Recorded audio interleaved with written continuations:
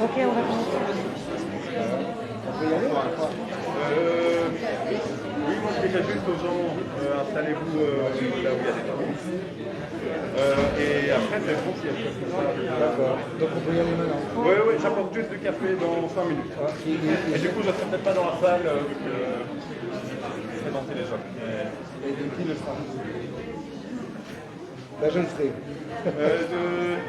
Je confie ça aux camarades. Enfin, je confie ça à un camarade.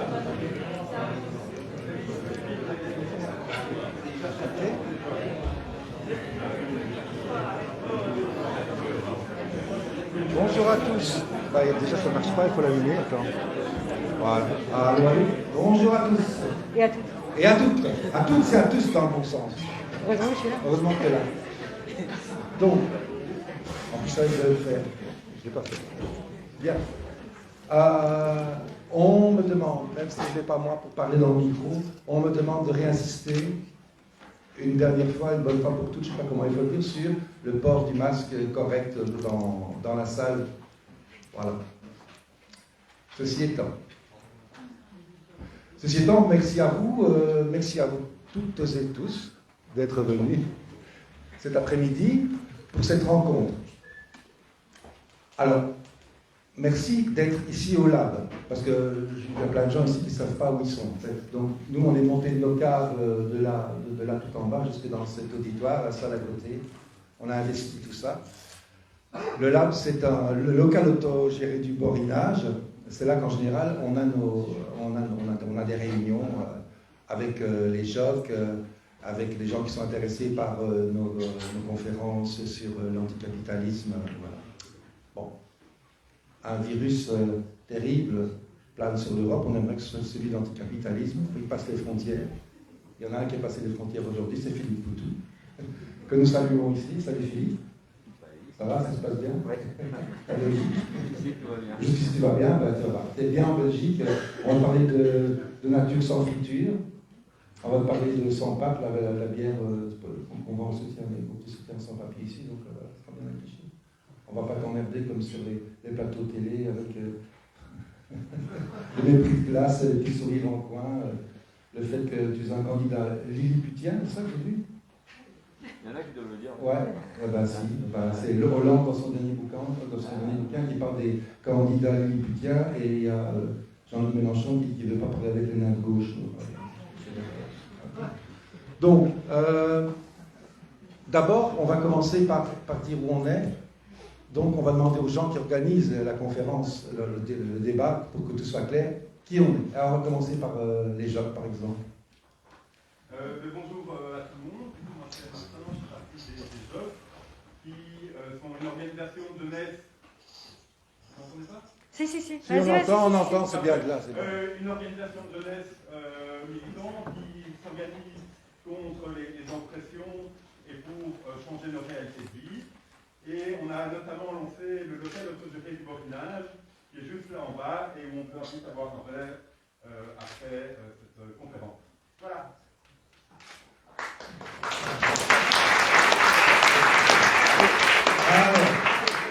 Ensuite, il y a Seb qui va nous parler de la formation Lyon-le-Soir, qui est justement cette organisation d'éducation permanente qui organise avec les jeunes les conférences, le site de conférence ici en bas dans les cas. Vas-y Seb. Voilà, tu l'as presque fait. Moi, c'est bien. Je fais partie de la formation Lyon-le-Soir, qui est une SBM d'éducation permanente, qui a pour particularité de promouvoir l'analyse marxiste de la société. Et une des choses qu'on fait, c'est notamment co-organiser avec les JOC, le Lab et les capitalisme un cycle de conférences ici à Mons, enfin ici dans le Lab, qui s'appelle Capitalisme, mode d'emploi et comment en sortir. Et donc on a lancé ça depuis 2018.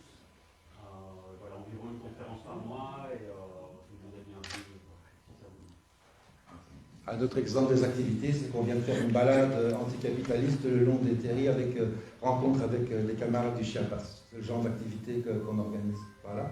Et puis, troisième partenaire, la gauche anticapitaliste, et je laisse le soin à Roxane de présenter notre organisation sœur. Je suis assis à côté du parti frère, moi c'est l'organisation sœur, c'est comme ça qu'on dit. Je sais pas. D'accord, merci François. Donc oui, la gauche anticapitaliste sœur, parce qu'en fait, avec notre organisation politique, le NPA aussi, on défend l'internationalisme aussi, hein, donc on est bien conscient qu'on a affaire à des grosses machines, le capitalisme, le racisme, etc., le patriarcat, etc. Et donc pour pouvoir... en fait, ce qu'on vit, c'est l'abolition, parce que pas comme grand principe idéologique, mais aussi parce que pour avoir des changements concrets dans nos vies quotidiennes, eh ben, ça passe par des luttes massives et des luttes fortes, énormes face à tous ces systèmes. Et donc, l'internationalisme, ça fait partie d'une nécessité aussi, puisqu'ils sont bien organisés en face, donc on doit être bien organisé aussi mondialement. Mais du coup, pour un peu plus de mots sur notre organisation politique, hein, donc la gauche anticapitaliste, juste que sachez qu'on est organisé au niveau national en Belgique, et on a des sections locales, dont une section ici à Montoise. Moi, je viens de la section Bruxelles. On a aussi des commissions thématiques qui bossent notamment sur les questions syndicales, les questions antiracistes, les questions de lutte LGBT, les questions féministes, les questions écosocialistes, et j'en oublie certainement. Les questions écosocialistes, je l'ai dit. Voilà. Mais donc, face aux multiples crises actuelles, donc des crises économiques, des crises du soin aussi, on en parle beaucoup plus, hein, c'est-à-dire la crise du simple fait de pouvoir se soigner, de pouvoir continuer à avoir accès à l'enseignement, de pouvoir continuer à avoir accès à toute une série de services qui nous permettent de vivre.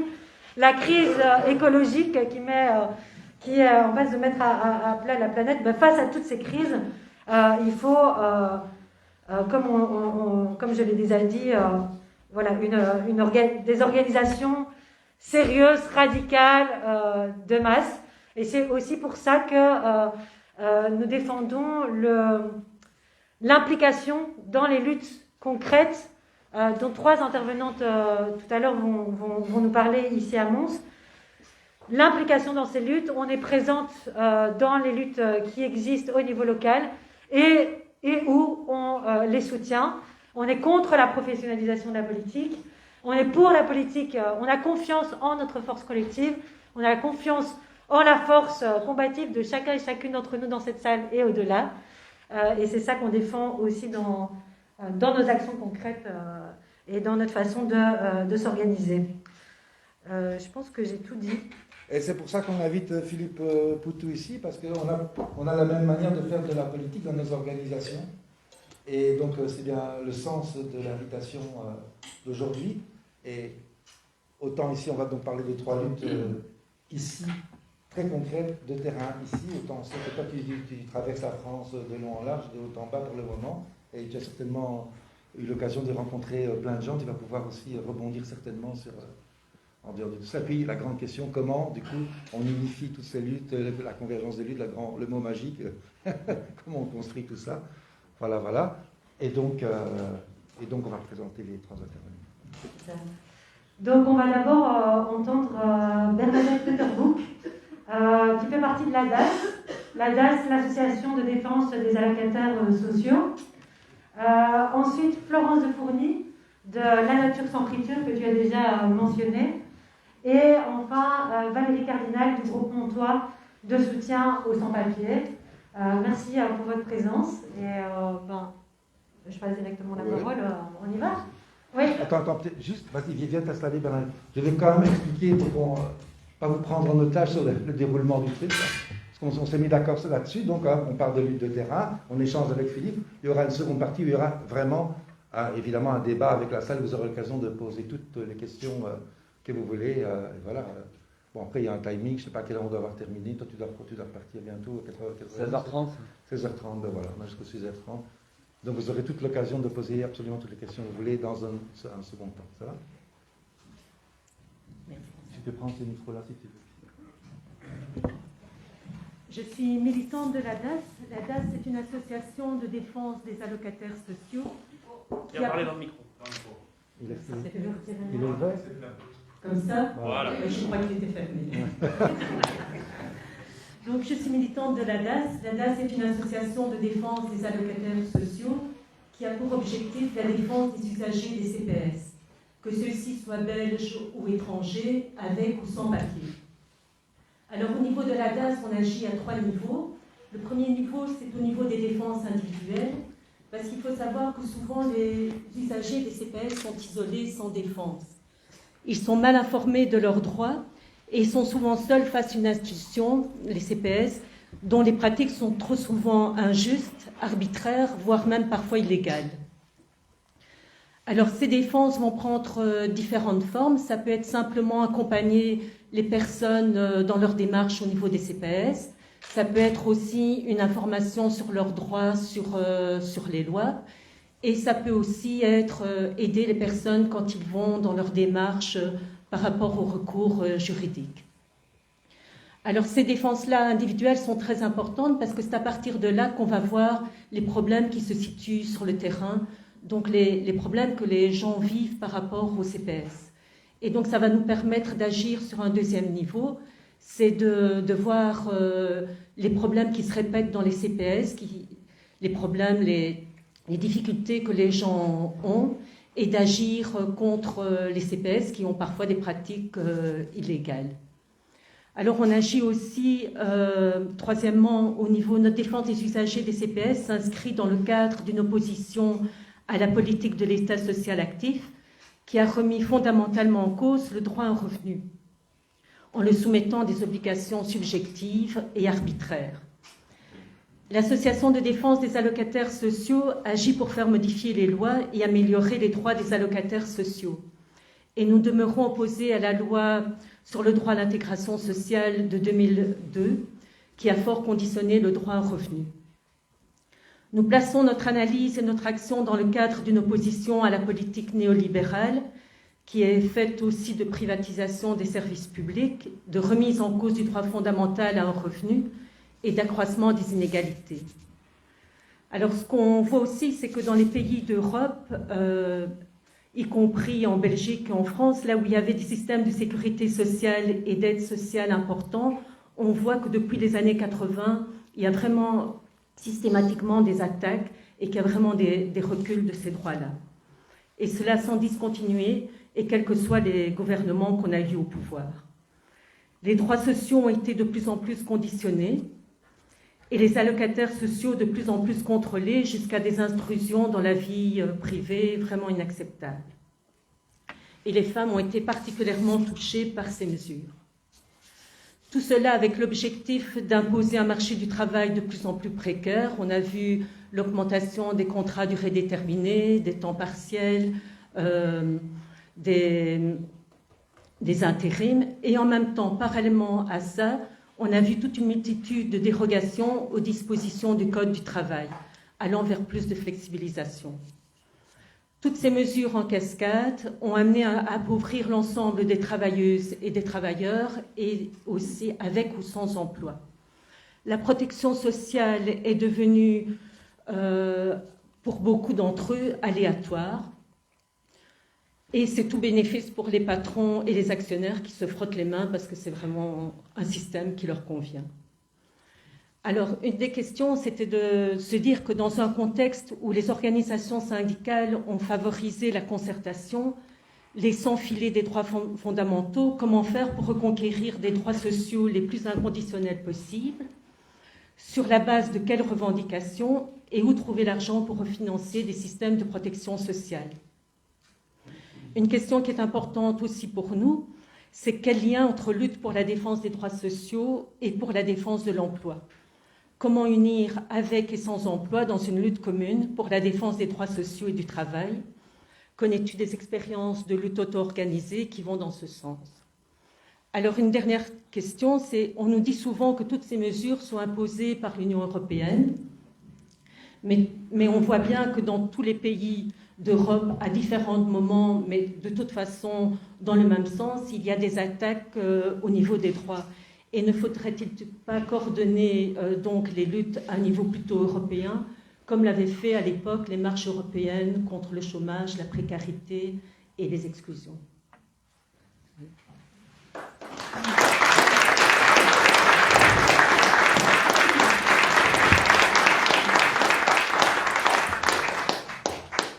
Merci Bernadette. Je propose tu veux répondre ou... Peut-être mieux que l'équipe prend la parole. Oui. Ouais, Si ça te convient, oui. ouais, je pense Ok, que c'est ça. super. Florence? Je me déshabille avant. Ah bon? Voilà. Voilà. Voilà. Mais merci pour l'invitation déjà. Je voulais le souligner. Donc moi c'est Florence de Fourny et je suis la porte-parole du groupe La Nature sans friture qui est né à Frameries suite à l'annonce de l'implantation d'une usine à frites Clairvaux. Donc on a annoncé que cette usine qui allait créer énormément d'emplois, donc on a annoncé 300 à 500 emplois allaient venir s'installer dans notre quartier. Et de là a commencé donc un gros mouvement citoyen qui s'est étendu finalement dans toute la région. Donc il y a plein de gens qui se sont questionnés finalement sur un modèle, mais donc le point de départ a été cette annonce d'implantation. Alors, qui sont encore les acteurs de ce combat? Donc, finalement, il y avait effectivement Clairvaux, mais on peut le voir de manière un peu plus globale et se dire, voilà, il y a le monde économique, le capitalisme finalement, qui essaie de s'imposer à tout prix, à n'importe quel prix quelque part. Il y a le monde politique. Tous les acteurs politiques qui, au départ, se réjouissaient de voir des emplois dans une région, effectivement, qui a besoin d'emplois. Donc ça, on le reconnaît aussi. Mais donc, ce monde politique qui a accepté un projet juste pour l'emploi, mais donc derrière ça, on a envie de dire à n'importe quel prix. Sans se soucier de ce que ça pouvait avoir comme impact au niveau environnemental et même sans se soucier du type d'emploi qu'il y avait dans ce genre d'industrie. Et alors, le troisième acteur fort, ce sont les citoyens, et finalement, les citoyens de manière un peu plus large, toutes ces personnes qui se sont posées des questions. Donc, et on nous reproche souvent de faire du NIMBY. Donc, évidemment, on s'y est intéressé parce que ça se passait dans notre rue, dans notre quartier. Mais après, j'ai envie de dire que si le combat perdure et existe encore après 3 ans, c'est justement parce que plein de gens se sont posés des questions, plein de gens ont été plus loin qu'une usine à frites qui veut venir s'installer dans un quartier. Et il y a eu des questions liées effectivement à l'emploi, liées à l'environnement, liées à un modèle de société, à une industrie, donc Clairvaux, qui veut exporter, qui exporte 90% de sa production. Et donc, aussi tout ce qui était lié à la matière première, donc la pomme de terre, qu'est-ce que ça a comme répercussion? Donc, à savoir que pour produire ces fameuses frites surgelées, on a besoin donc d'énormément de pommes de terre, et donc dans la région, tout le monde plante des pommes de terre, et il y a des contrats vraiment très, très suivis et imposés par l'industrie à plein d'agriculteurs de la région. Et pour une seule culture de pommes de terre, il y a 20 pulvérisations différentes de produits hyper nocifs. Et donc il y a vraiment toutes ces questions-là. Donc en fait, les citoyens qui se sont regroupés autour de ce combat pour l'usine se sont renseignés sur tout ça. Et donc, ils se sont questionnés sur de quoi on a besoin, c'est quoi les matières premières, c'est quoi les nuisances, c'est quoi les impacts, etc. Et c'est ce qui a fait grandir, en fait, le combat.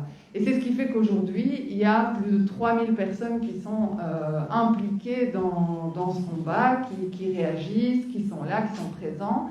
Et donc, c'est ce qui a aidé aussi à convaincre les acteurs politiques, on va dire, qui l'ont peut-être fait pour faire plaisir par moment, mais en tout cas, il y a eu des grosses modifications. Donc, il faut savoir que cette usine devait être construite en janvier 2020. Et donc, le projet, c'était de devenir la plus grosse usine à frites au monde. Donc, ça, c'est l'objectif de Clairbout. Et cette usine, aujourd'hui, n'est pas construite. Donc, ce mouvement a fait reculer, après certains diront que ce n'est pas nous qui avons fait ça, mais a fait reculer le monde politique et a réussi à le secouer un peu par des pressions. Donc, ça, c'est un peu sur le comment on a mené les actions, etc.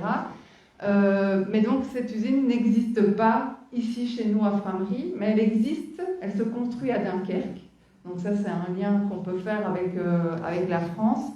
Elle se construit à Dunkerque. Apparemment, le même volume, 2800 tonnes de frites par jour, qui sont prévues. Et donc, ça implique énormément de nuisances aussi. Et on sait qu'il y a un mouvement citoyen qui s'est créé, avec qui on a collaboré aussi. On a donné beaucoup d'infos, parce qu'ils nous ont contactés quand ils ont su que l'usine allait se créer à Dunkerque.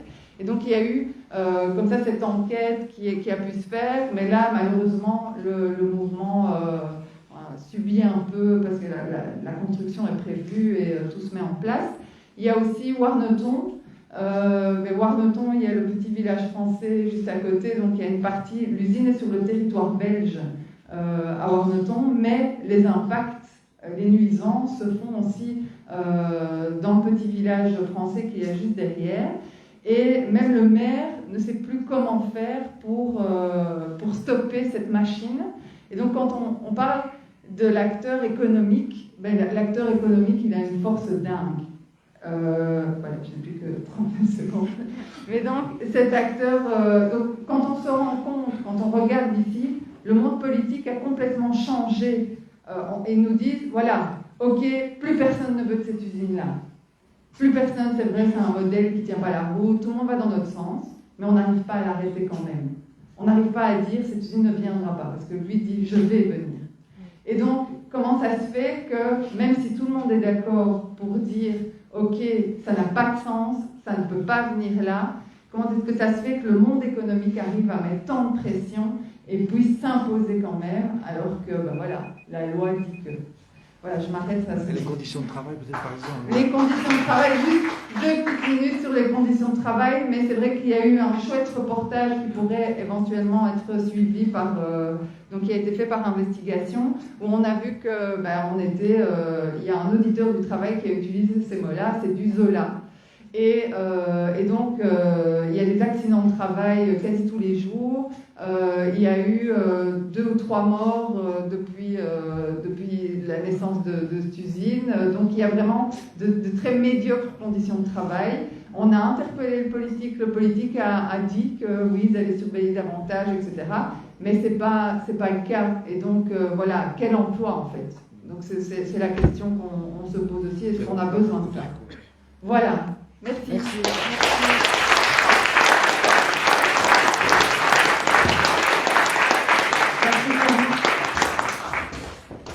Valérie? Merci.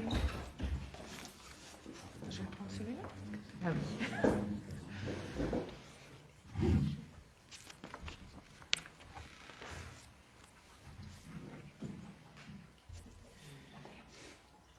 Merci d'être là déjà. Puis merci à Philippe Poutou d'être venu dans le Nord. Merci aux organisateurs de nous avoir invités. J'insiste sur le « nous » parce que si je suis seule à prendre la parole aujourd'hui, je la prends au nom de tout un groupe, le groupe Montois de soutien en sans-papiers, dont beaucoup de membres ou sympathisants sont d'ailleurs dans la salle. Notre groupe, il est constitué de citoyennes et de citoyens réunis en association de fait. Alors il est né il y a un peu plus de 8 ans maintenant, quand les Afghanes et les Afghans qui occupaient l'église du Béguinage à l'époque sont venus à pied de Bruxelles à Mons pour y rencontrer le Premier ministre de l'époque, qui était aussi le bourgmestre de la ville de Mons, Elio Di Rupo. Alors depuis 8 ans, notre groupe est resté actif et certains des Afghans qu'on a rencontrés ce soir-là sont toujours sans titre de séjour aujourd'hui. Notre groupe est autogéré. Nos décisions, nos prises de position sont prises en réunion mensuelle. Un PV est rédigé après ces réunions et il est publié, car la transparence est une de nos valeurs. Notre groupe s'autofinance et en ne dépendant finalement d'aucun pouvoir subsidiant, il a une liberté pleine et entière dans ses prises de décision en vue d'assurer un soutien aux personnes sans papier en lutte pour la reconnaissance de leurs droits. Sans jamais se substituer à elles, car elles seules savent effectivement ce que c'est que de vivre sans titre de séjour et sans pratiquement aucun droit. Les actions que nous décidons et menons en groupe visent 4 choses. La première chose, c'est la sensibilisation. Donc on fait des rencontres, des journées de témoignages dans des écoles. On participe à des festivals. On promotionne également notre équipe de coureurs avec et sans papier qu'on a appelée la Run for Dignity. La deuxième chose, c'est la récolte de fonds, parce qu'on soutient depuis plusieurs années déjà des occupations sans papier à Bruxelles en les ravitaillant mensuellement. Parce que selon nous, les occupations sont finalement des lieux éminemment politiques et qu'elles représentent la partie visible et combative d'un mouvement de sans-papiers. Et parce qu'on ne combat pas le ventre vide. Nous assurons aussi le financement d'actions collectives, l'assistance juridique de personnes arrêtées. Nous rendons des visites aux résidents des centres fermés, car oui, c'est bien le terme que le système utilise pour parler des personnes détenues. Troisièmement, la participation aux mobilisations décidées par les collectifs de sans-papiers et le soutien aux initiatives unitaires de revendication. Dans la région, par exemple, depuis mai 2018, date de sa mort, nous avons été à l'initiative de mobilisation locale autour de ce qu'on a appelé l'affaire Moda, du nom de cette petite fille kurde tuée par un tir policier sur l'autoroute à quelques kilomètres d'ici, lors d'une opération Médusa de chasse aux migrants menée conjointement par la France et la Belgique. Le procès est terminé, mais le combat continue pour qu'elle ne tombe pas dans l'oubli. Elle restera le symbole, tout comme Semira Adamou, de toutes ces morts survenues sur le parcours migratoire et qui auraient pu être tout à fait évitées. Enfin, 4e point, nos actions se situent aussi au niveau du plaidoyer politique. Actuellement, le gouvernement Vivaldi est composé de 7 partis et il a tout simplement évincé la question de la régularisation des sans-papiers dans l'accord même du gouvernement, et ce, malgré la présence de partis progressistes en son sein. Alors, dans le feuillet de présentation que vous trouverez sur les tables de notre groupe de soutien, on peut lire « Vous êtes indignés par le traitement réservé aux migrants ». Ce sont les premiers mots du feuillet. Nous sommes en quelque sorte les héritiers de Stéphane Hessel et de son célèbre « Indignez-vous ». Dans ce livre d'une 30aine de pages, il défend l'esprit de résistance et de désobéissance civile et exhorte les jeunes, mais pas que, à se trouver un motif d'indignation. Et ce ne sont pas les motifs, les raisons de s'indigner qui manquent dans ce monde capitaliste. Ce même Stéphane Hessel a ensuite écrit « Engagez-vous » et moi j'ai envie d'ajouter aussi « Organisez-vous ». La plupart d'entre nous sont effectivement indignés par le traitement réservé aux personnes migrantes et aux personnes sans papier. On estime le nombre de celles-ci en Belgique à 150 000, donc plus de 1% de la population. 150 000 personnes condamnées non pas à vivre, mais à survivre, condamnées à être surexploitées par des employeurs véreux, condamnées à être les victimes de marchands de sommeil ou à devoir squatter des bâtiments vides ou insalubres, condamnées à vivre dans la crainte perpétuelle d'un contrôle policier, d'une arrestation, d'un envoi en centre fermé en vue de leur expulsion. Que des personnes soient condamnées à vivre comme cela, sans aucune perspective d'avenir, je crois que ça indigne la plupart d'entre nous. Mais il faudrait être aussi nombreuses et nombreux à nous engager à leur côté pour exiger à tout le moins une régularisation de leur séjour qui les sortirait de l'invisibilité. Et plus fondamentalement, exiger que chacun et chacune puisse circuler librement et s'installer où bon lui semble. Comme le dit bien Aboubacar Soumaoro dans son livre « L'humanité en révolte », qui est paru hier en français, l'on décide de subordonner le droit de circulation à d'autres exigences, comme celle des marchés, on transforme la personne en objet. Aboubacar Soumaoro est un militant syndical ivoirien qui a organisé un mouvement de travailleurs migrants dans le sud de l'Italie au niveau de l'agriculture. Alors un début d'engagement par des gestes simples, et moi je vous en propose 3 déjà aujourd'hui. Le premier, ce serait de rejoindre sur les réseaux sociaux les groupes militants pour connaître leur actualité, la diffuser et prendre part à leurs actions. Le deuxième, ce serait de signer et diffuser la pétition de la campagne In My Name, contenant une proposition de loi d'initiative citoyenne pour que le Parlement s'empare de la question de la régularisation des sans-papiers. Cette pétition doit pour cela récolter 25 000 signatures et on en est à un peu plus de 4 000 actuellement. Or, ça ne prend que 2 minutes de rejoindre le site du Parlement, d'aller signer la pétition et puis de la diffuser. Et enfin, on pourrait terminer peut-être cette rencontre d'aujourd'hui autour d'une bière sans pape. En 2021, ce projet a permis de récolter près de 20 000 € qui ont été investis pour financer le logement de différentes occupations par la prise en charge, par exemple, de frais énergétiques ou de petits travaux. L'occasion de t'offrir cette bière solidaire aujourd'hui, Philippe. Mais aussi peut-être de relayer des questions que l'on se pose toutes et tous. Comment finalement amener les indignés à s'engager, à s'organiser, à se regrouper dans une lutte plus globale contre le capitalisme et modifier le rapport de force actuel. Merci.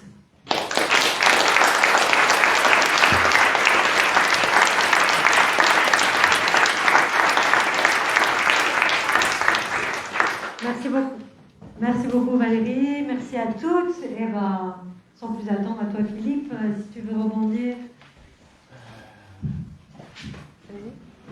Ça marche? Salut à toutes et tous. Peut-être qu'avant de répondre comme ça, parce que c'est pas si simple d'arriver là, de connaître personne et puis d'avoir l'air d'être un expert en quoi que ce soit.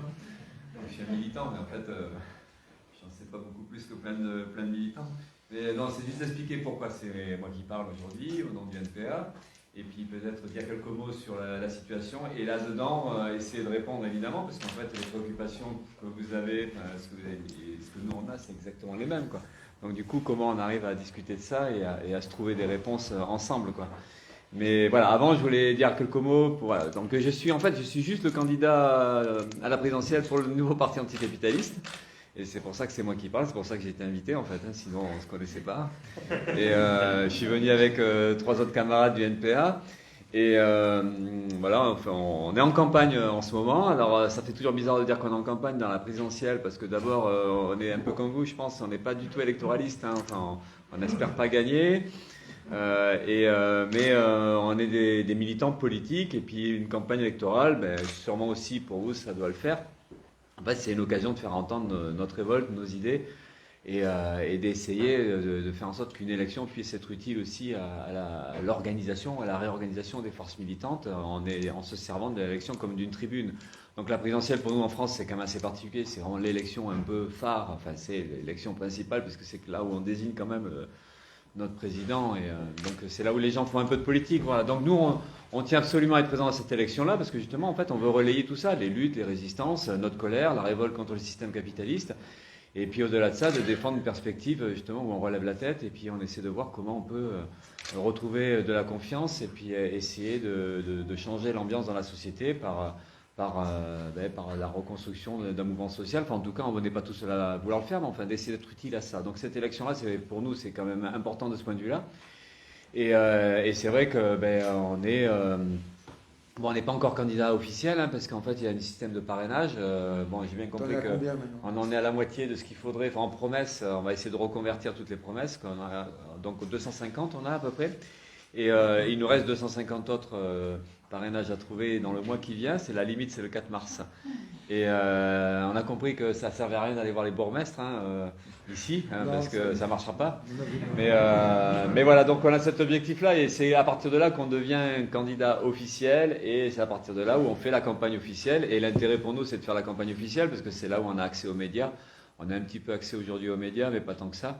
Et là, on fait une campagne de ce qui est nommé, tu disais les Lilliputiens, enfin, on est des petites candidatures, et donc du coup, on fait des campagnes assez marginalisées du point de vue des médias ou de la visibilité, mais ceci dit quand même, l'avantage d'une campagne électorale, c'est certainement aussi vrai pour vous, c'est que ça nous permet d'être quand même un peu plus visible, et puis à travers des réunions comme celle-là, quoi, de se retrouver, de discuter, et en fait, c'est vraiment là aussi l'utilité d'une campagne, quoi. C'est un acte militant de propagande et d'essayer d'expliquer les choses, de formuler aussi des choses.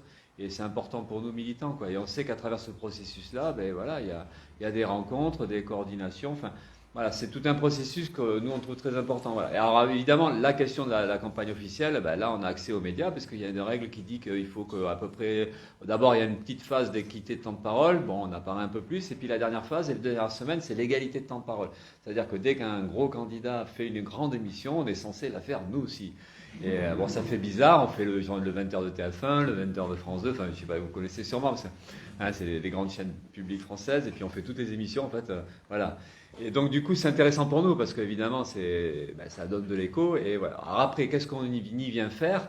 C'est pas juste montrer notre gueule ou dire qu'il y a le NPA qui existe, qui aimerait être plus gros qu'il ne l'est aujourd'hui, mais c'est en fait ce qu'on formule nous, c'est un programme anticapitaliste, un programme de rupture, et d'essayer de répondre à la situation sociale et politique, et de répondre aussi au climat de résignation, parce qu'en fait, tu disais, je sais plus, c'est toi qui disais ça, qu'en fait, dans la société aujourd'hui, il y a toutes les raisons de se révolter, de se mettre en colère à tous les niveaux, parce que même ce que vous racontez, les trois situations, c'est quand même, ça illustre à la fois les droits sociaux et l'emploi, les usines qu'elle emploie, et la question environnementale, et puis la question des droits pour les migrants ou les sans-papiers. Donc en fait, on est dans une situation qui est un peu partout pareil, c'est que tout est flingué, quoi, à tous les niveaux, tout devient très grave, tout devient dramatique. Ça fait quand même très longtemps qu'on voit bien les reculs sociaux, mais on a l'impression que ces derniers temps, il y a quelque chose qui s'accélère. On est dans une situation de rapport de force ultra défavorable.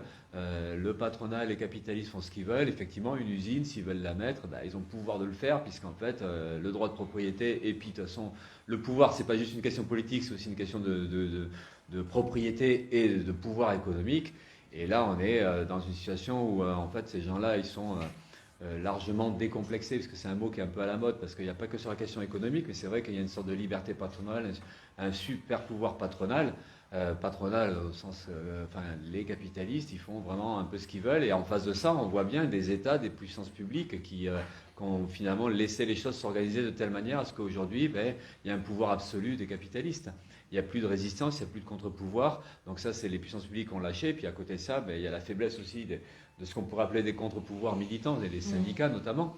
Et toute cette fragilisation à travers la crise qui dure depuis longtemps, favorise ce pouvoir patronal, et puis nous met, nous, dans une position hyper défavorable, en situation de fragilité extrême. Et donc voilà, nous on essaie dans cette élection-là de formuler un programme, mais pas dans le sens comme on peut le faire souvent quand on est électoraliste. Si je suis élu, je vais augmenter les salaires. Si je suis élu, vous allez voir, ça va changer. Enfin, on ne parle pas vraiment comme ça. D'abord parce que comme on n'a pas de chance d'être élu, on a un peu peur d'être ridicule en parlant comme ça. Mais de toute façon, on n'aurait pas envie de parler comme ça, parce que c'est pas le problème de si on est élu. Et puis le programme, justement, c'est pas l'histoire d'une liste de choses qu'on offre comme ça, puis qu'on fera pas quand on sera élu.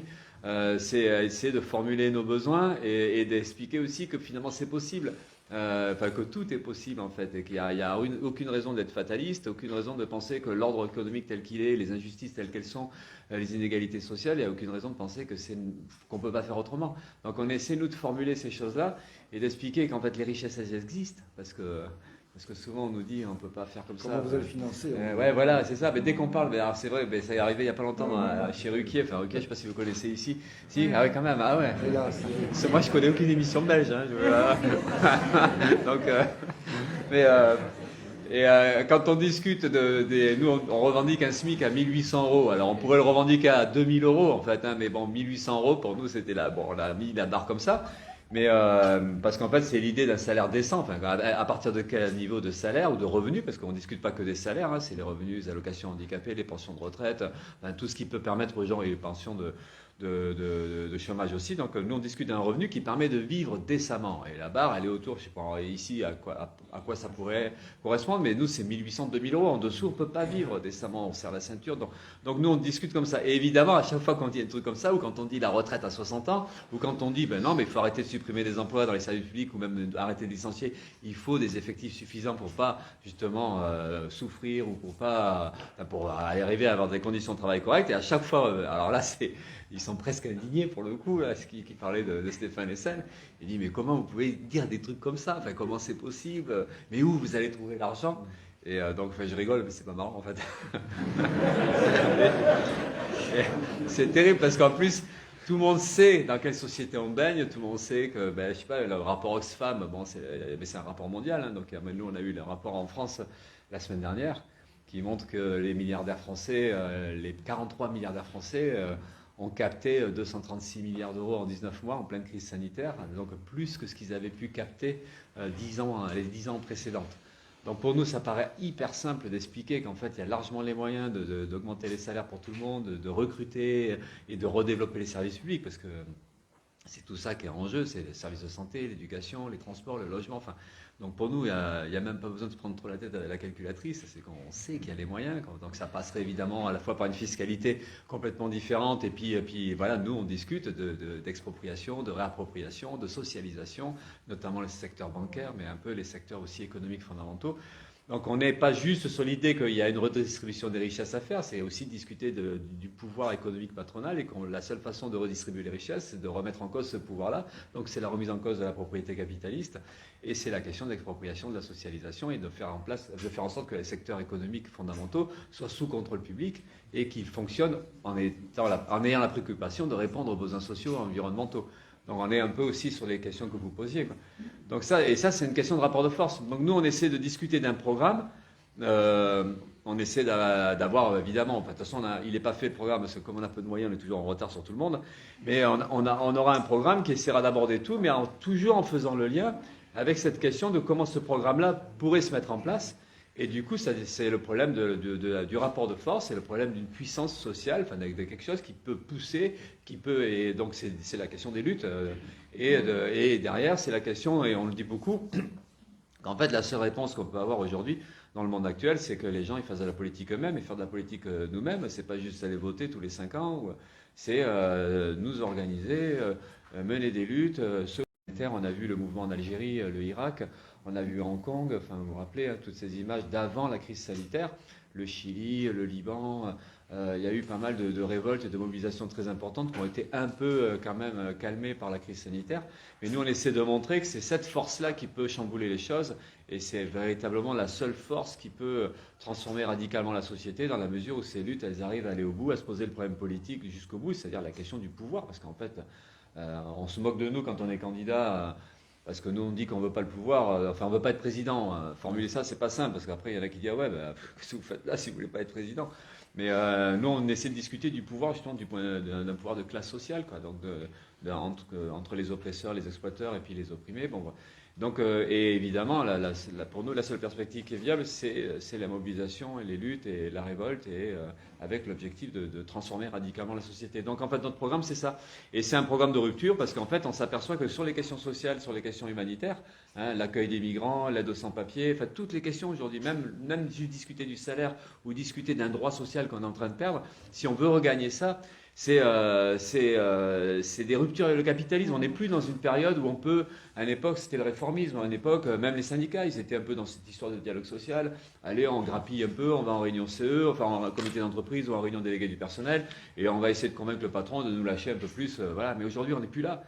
Aujourd'hui, le patron il est tellement fort qu'il prend tout. Le pouvoir prend tout, le gouvernement prend tout. D'ailleurs, c'est un des problèmes qu'on a en France, mais que vous avez peut-être... aussi, c'est que c'est pas juste sur des questions sociales, c'est qu'on est vraiment dans des logiques autoritaires, des logiques de répression systématique, qu'elles soient du mouvement social, des manifs, dans les entreprises, tous les mouvements sociaux, quels qu'ils soient d'ailleurs. Donc du coup, on voit bien qu'ils prennent tout, ils discutent plus. Mais on est dans une situation où si on veut regagner des choses, eh ben, ça veut dire être capable, nous, d'aller sur des logiques de rupture avec les lois capitalistes. Et donc sur les questions sociales, environnementales, sur la question des droits, eh ben, c'est d'arriver à montrer comment on peut... Ah ouais, c'est le micro. Ah oui, si vous n'entendez pas tous... Ok, ouais, c'est vrai que j'ai l'habitude de m'éloigner du micro, je sais pas pourquoi, mais ça me fait toujours un peu peur, je pense. Mais et puis voilà, enfin bon. Et donc du coup, ouais, on est, mais je pense que c'est ce qui se passe certainement un peu partout, c'est qu'on est dans des logiques donc autoritaires, répressives, avec des tas de lois liberticides. Alors il y a eu les attentats terroristes qui avaient permis de servir de prétexte à muscler un peu les choses.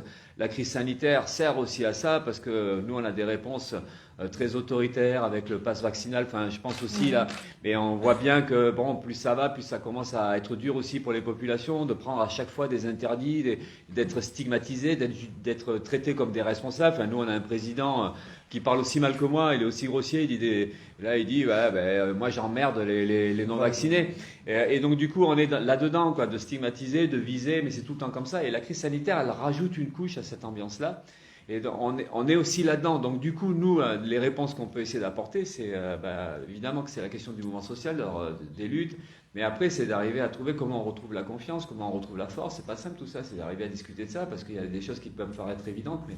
Et donc du coup, c'est pas juste la question de... là, on sait que nous, militants, c'est incontournable, il faut reconstruire des outils, des outils de lutte, mais des outils de lutte qui sont radicaux dans le sens où ils ont la perspective justement de transformer profondément la société, de la renverser.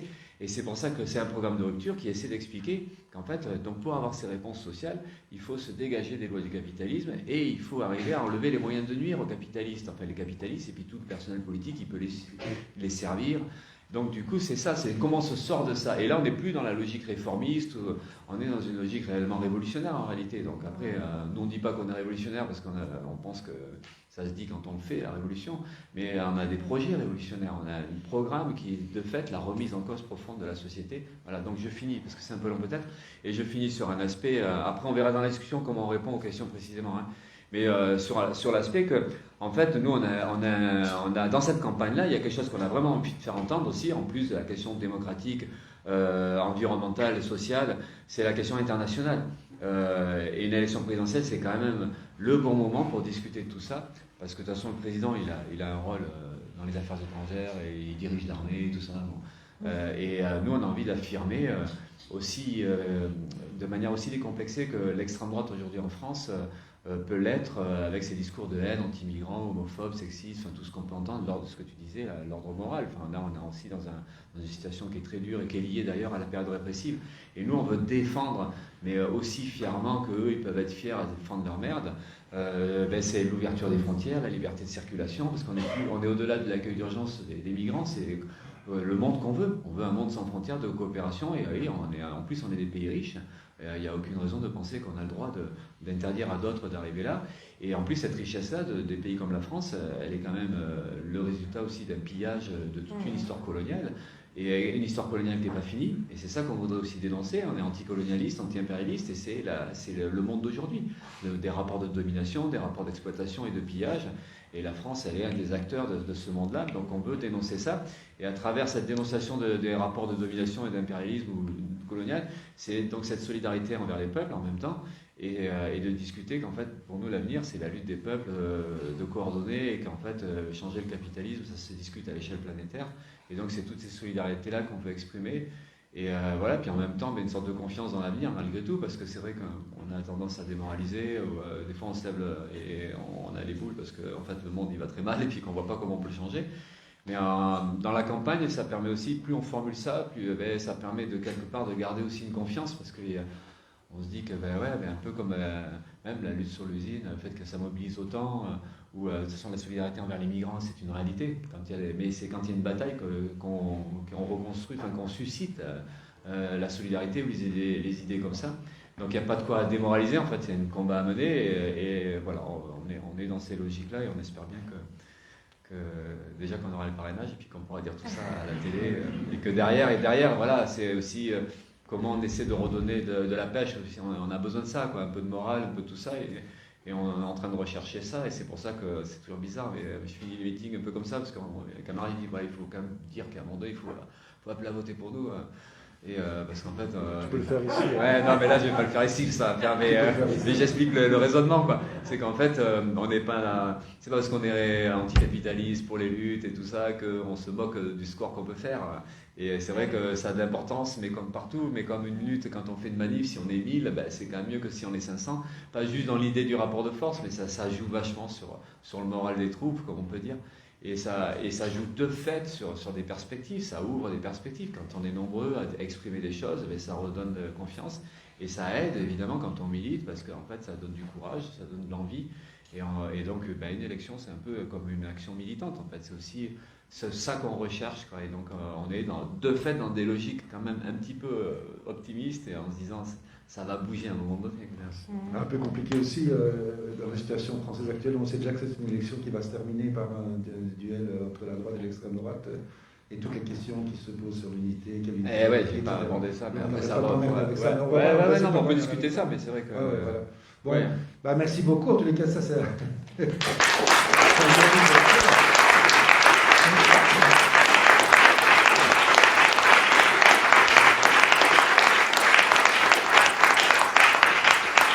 Alors, avant de passer la parole à la salle, ce que j'aurais peut-être juste encore voulu te demander, c'est de réagir. Il y a 2-3 questions qui t'ont été posées.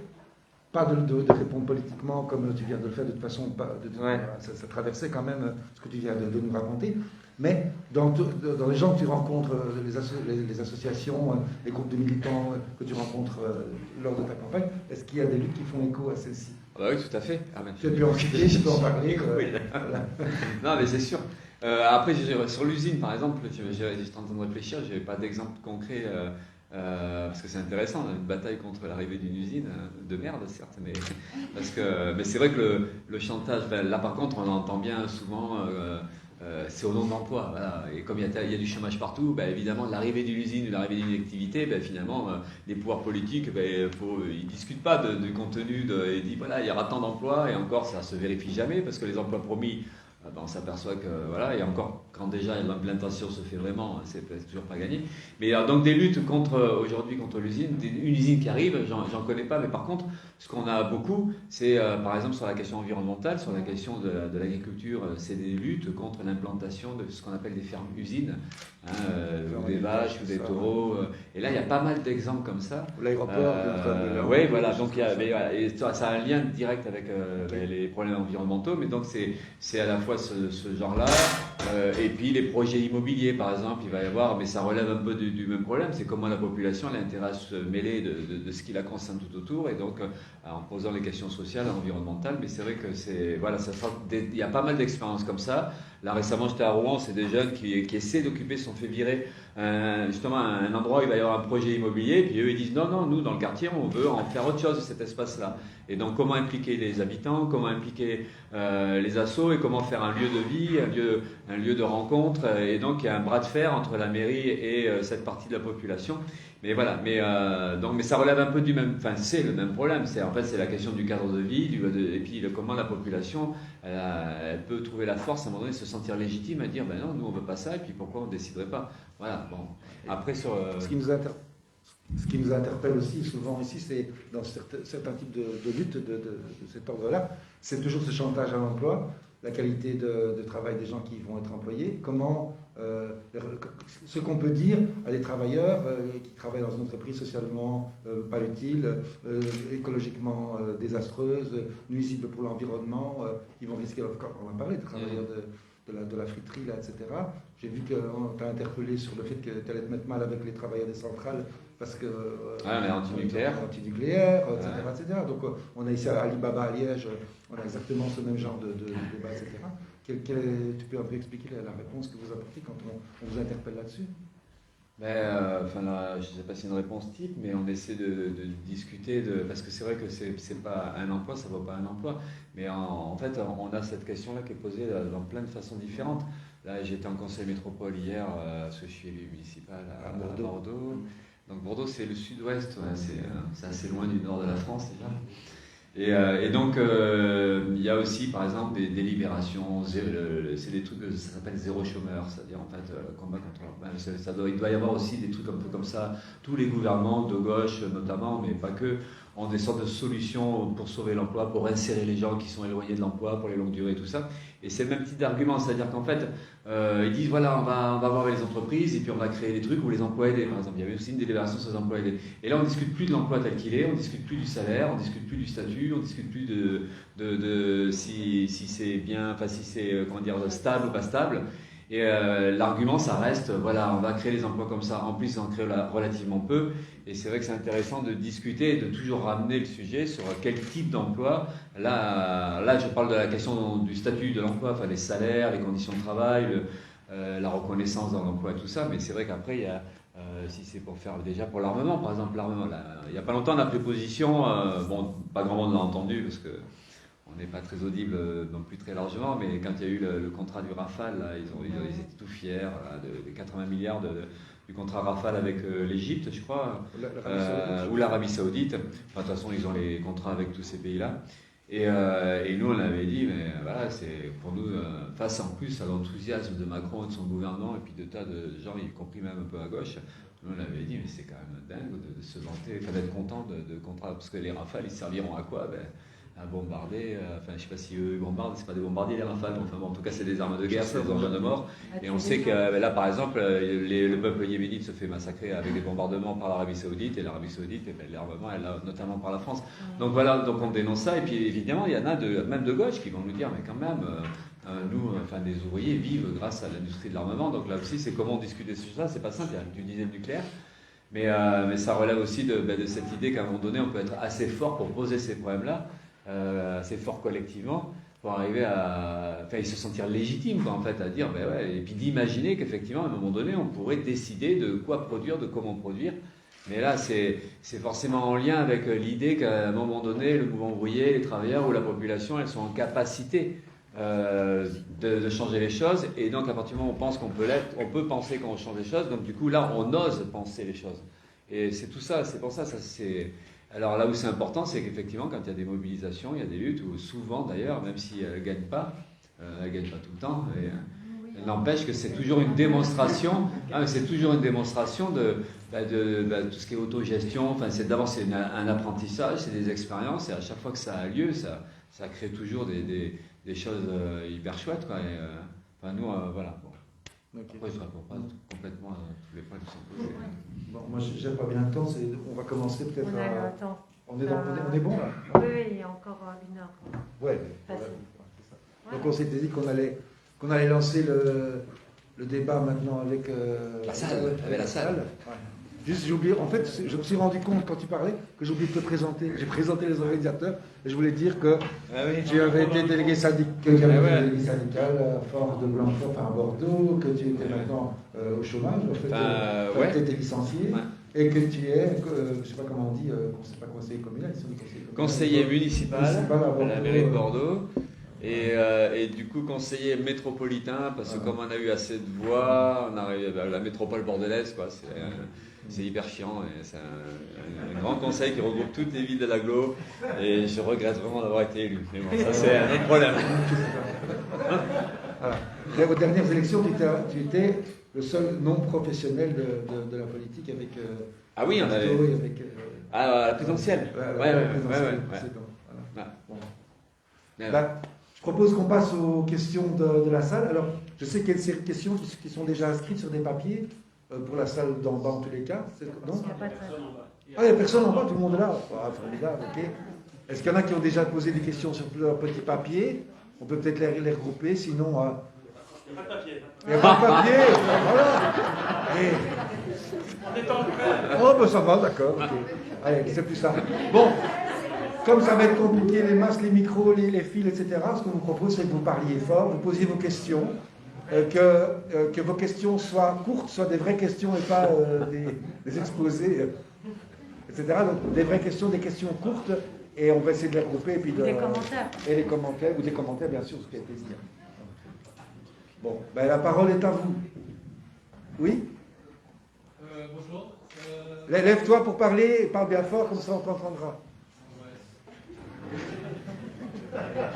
Juste techniquement, si la voix porte pas, vous pouvez venir, vous pouvez descendre ici et on vous donne le micro. Hein.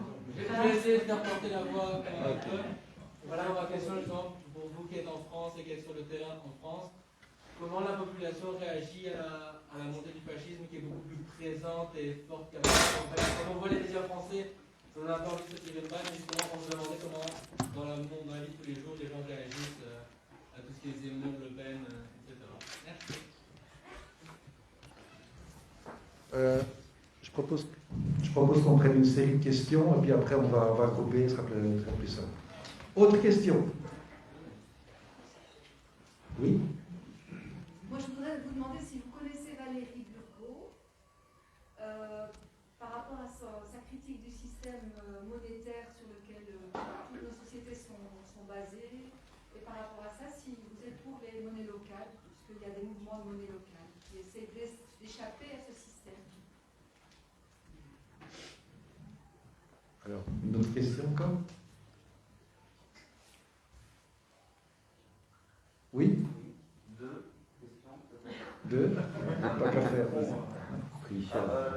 Première, qu'est-ce que tu comptes faire, toi, si tu te retrouves au second tour à 82%?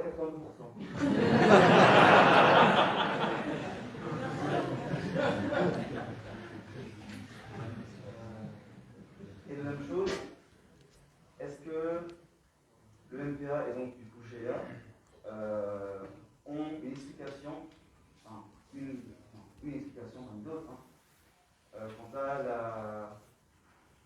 l'absence quasiment complète de la gauche en France, au fait que le plus grand parti, que ce soit FI, a 12% des options de vote, alors que l'immense majorité des votes, donc du coup, vont soit à Zemmour, soit à Le Pen, soit à Macron. Ok. D'autres questions? Allez, sinon on commence à répondre déjà à celle-là, vous aurez le temps de maturer, etc. Voilà. Maturer, c'est parti. Avion maturé, c'est ce que je veux.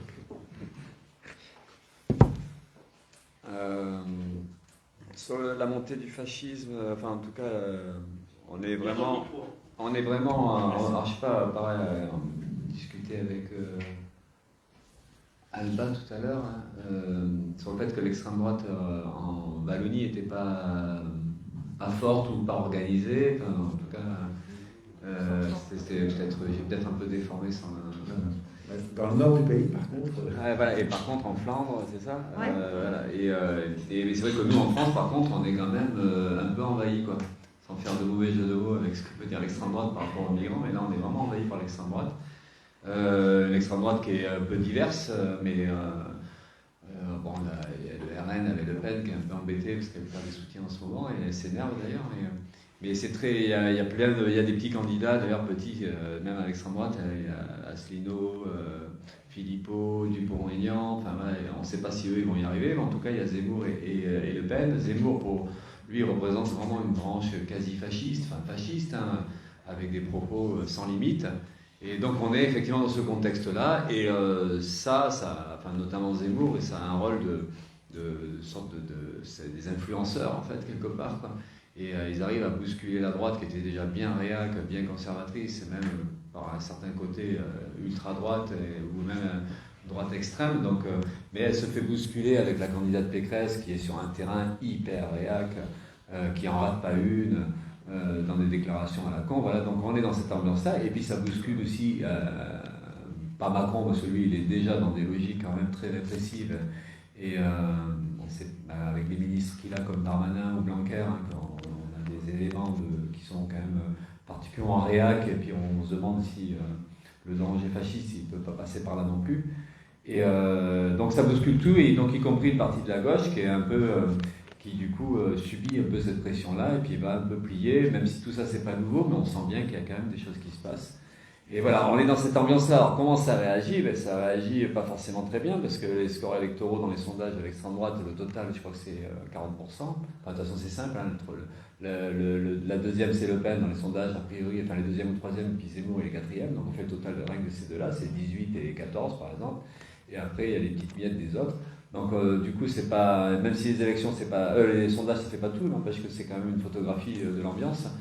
Et après, voilà, un peu, bon, on sait que ça correspond aussi au climat social, quoi. Le climat social, c'est plutôt de la résignation, même s'il y a des tas de résistances, hein, il y a des luttes. Hein. D'ailleurs, ces derniers temps, en France, on a plutôt des choses qui sont rassurantes. Hein. On a eu une journée de grève de mobilisation dans la santé, le 7 janvier. Je crois que quelques jours après, on a eu une grosse journée d'action dans l'éducation nationale, qui a quand même un peu déstabilisé le ministre Blanquer. Hein.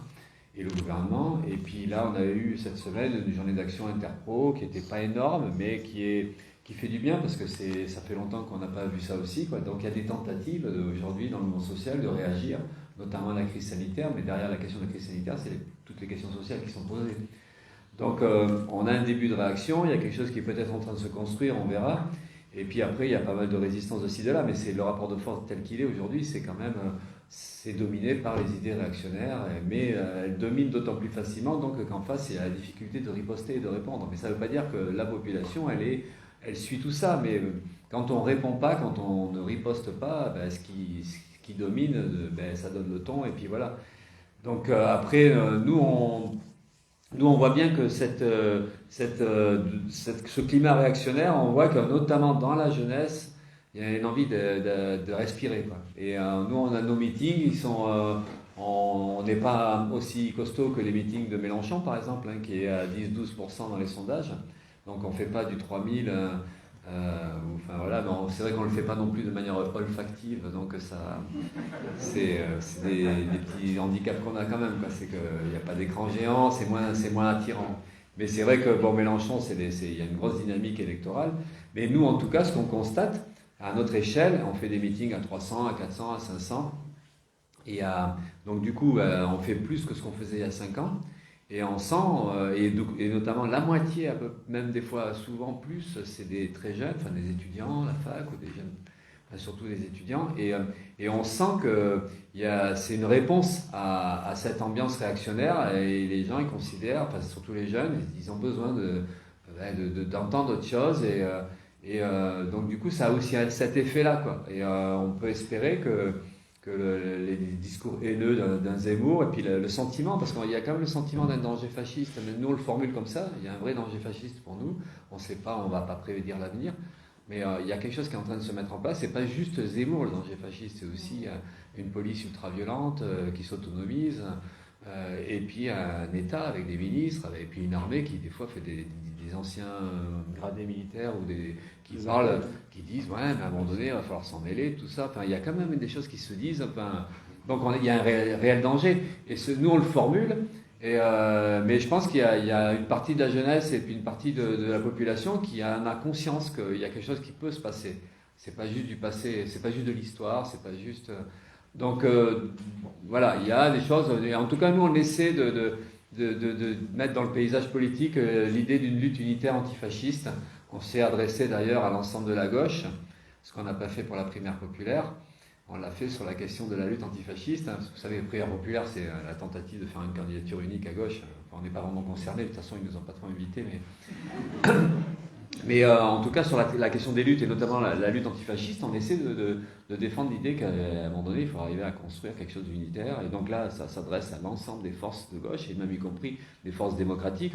Là, il n'y a pas, voilà, c'est un appel, quoi. Comment on fait? Parce qu'il y a quand même quelque chose sur ben voilà, il y a à la fois une urgence, et en même temps, il faut quand même être conscient que c'est des mécanismes, quand ils sont en place, peut-être qu'à un moment donné, il ne faut pas réagir trop tard, quoi. Voilà. Bon, donc il n'y a pas de quoi démoraliser non plus là-dedans, mais là, aujourd'hui, de toute façon, la photographie, elle n'est pas non plus en notre faveur sur ces questions-là. Bon, si je peux rassurer, en Belgique, c'est en train de déborder un peu, parce que si on n'a pas Zemmour, on a quand même la zémorisation des esprits, et il y a des gens qui se mettent là-dessus. Le président du Parti libéral, ici, a dit que, sur l'ère de « je ne suis pas raciste, mais », il a dit qu'il n'aimait pas les idées de Zemmour, mais qu'il trouvait que c'était quelqu'un qui avait de la pugnacité, de la suite dans les idées, etc. Ouais, la suite dans les idées. C'est un ancien sénateur libéral, Alain de Stex, qui a toujours basé sa popularité sur le fait de lier l'immigration et la délinquance, et qui est maintenant carrément parti chez Zemmour pour aider l'équipe des campagnes. Tu as un monument au SS Letton en Flandre qui a causé un débat. Donc le révisionnisme, la remise en cause de l'histoire comme Zemmour a fait avec Vichy, etc. Tout ça est en train de déteindre. Et de toute façon, comme on a dit, on a vraiment une droite extrême et une extrême droite fascistoïde dans certains partis en Flandre qui est extrêmement forte, extrêmement puissante en Belgique. Donc il n'y a pas vraiment de... Voilà. Ça passe les frontières. Ça passe les frontières, Merde. ça déborde. Il n'y a pas que l'internationalisme. On est pour l'ouverture des frontières, mais bon. Voilà. Mais sur le révisionnisme, c'est pareil, ça oblige quand même, mais peu pour l'instant, je trouve, ça oblige des historiens, des philosophes à réagir quand même, quoi, à dire non, mais là, Zemmour, il dit n'importe quoi, il ment. Et donc, il y a un petit discours quand même d'universitaires ou de scientifiques qui essaie de contrer. Ouais. Mais c'est ça, voilà, on aimerait bien aussi que dans ces milieux-là, parce que là on discute de réaction du mouvement social, mais c'est aussi pas très riche du point de vue des milieux universitaires, intellectuels. Enfin, on sent qu'il y a une difficulté y compris donc sur ces questions d'extrême droite et de danger fasciste. C'est difficile à réagir. Déjà, on savait que ça réagissait peu sur la question des inégalités sociales ou de l'appauvrissement ou de la violence patronale. Et là, même sur ces terrains-là, c'est pas si simple que ça. Et on manque de ça, quoi, finalement, au quotidien, des gens qui formulent autre chose et qui... on en aurait besoin pour le rapport de force. Mais bon, voilà, on ne sait pas comment tout ça va évoluer. Et peut-être que l'élection présidentielle, ça va être un peu c'est tellement visible, parce que ça va hyper loin quand même, les discours de Zemmour. Je sais pas, bon, il parle français, donc c'est facile à comprendre, mais depuis ici, mais c'est impressionnant ce qu'ils peuvent balancer comme. Il y a eu. Enfin bon, voilà, j'ai Ok, oui, parce que sinon... Ah ouais. Alors, est-ce qu'il y a... Oui.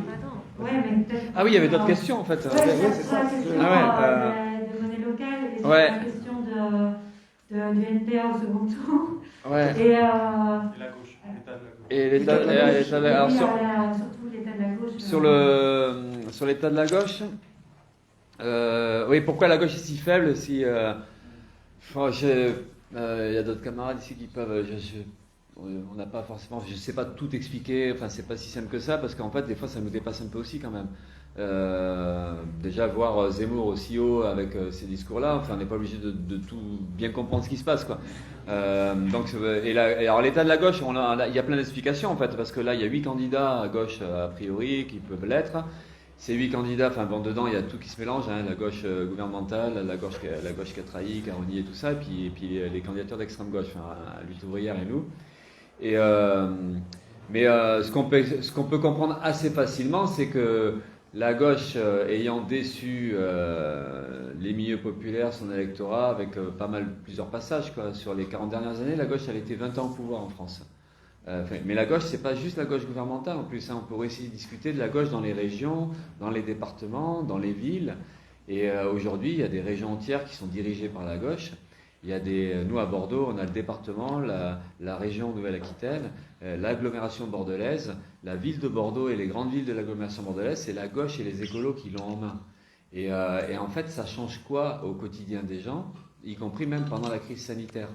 Donc du coup, c'est pas juste les trahisons d'un Hollande ou d'un Jospin ou en remontant encore plus loin d'un Mitterrand, c'est pas juste ça qui, je pense, discrédite la gauche, c'est aussi ce que fait la gauche au quotidien dans les collectivités territoriales.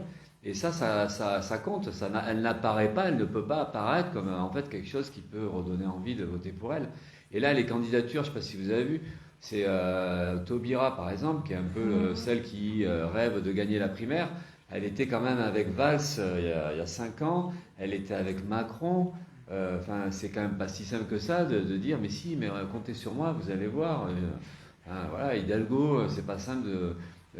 Roussel, c'est le PC qui réapparaît, mais bon, avec le discours qu'il a... c'est hyper compliqué en fait. Et donc du coup, on voit pas comment cette gauche-là, elle peut retrouver de l'énergie, elle peut pas. Alors évidemment, il y a toute une campagne médiatique, il faut être unis, tout ça. Bon, il y a de la pression, mais bon, donc il y a un État qui est un peu lamentable. Nous, on essaie de formuler l'idée d'une gauche... De reconstruire une gauche, mais pas du tout celle-là, quoi. On voudrait une gauche de classe, une gauche anticapitaliste. Donc on essaie de formuler ça, mais après, voilà, alors il y a Mélenchon dedans qui est à 10 dans les sondages, qui pointe des fois à 12. Alors quand le sondage est à 12, Mélenchon il dit que c'est un bon sondage. Quand le sondage est à 9 ou 10, c'est un mauvais sondage. Il a peut-être raison, on n'en sait rien, parce que est-ce qu'il est sous-estimé ? Peut-être que la gauche est sous-estimée dans les sondages. Peut-être que la réalité, mais elle ne va pas être sous-estimée de 5 points. Mais voilà, donc Mélenchon, lui, c'est celui qui surnage dans tout ça. Et donc, du coup, il devient l'espoir à gauche.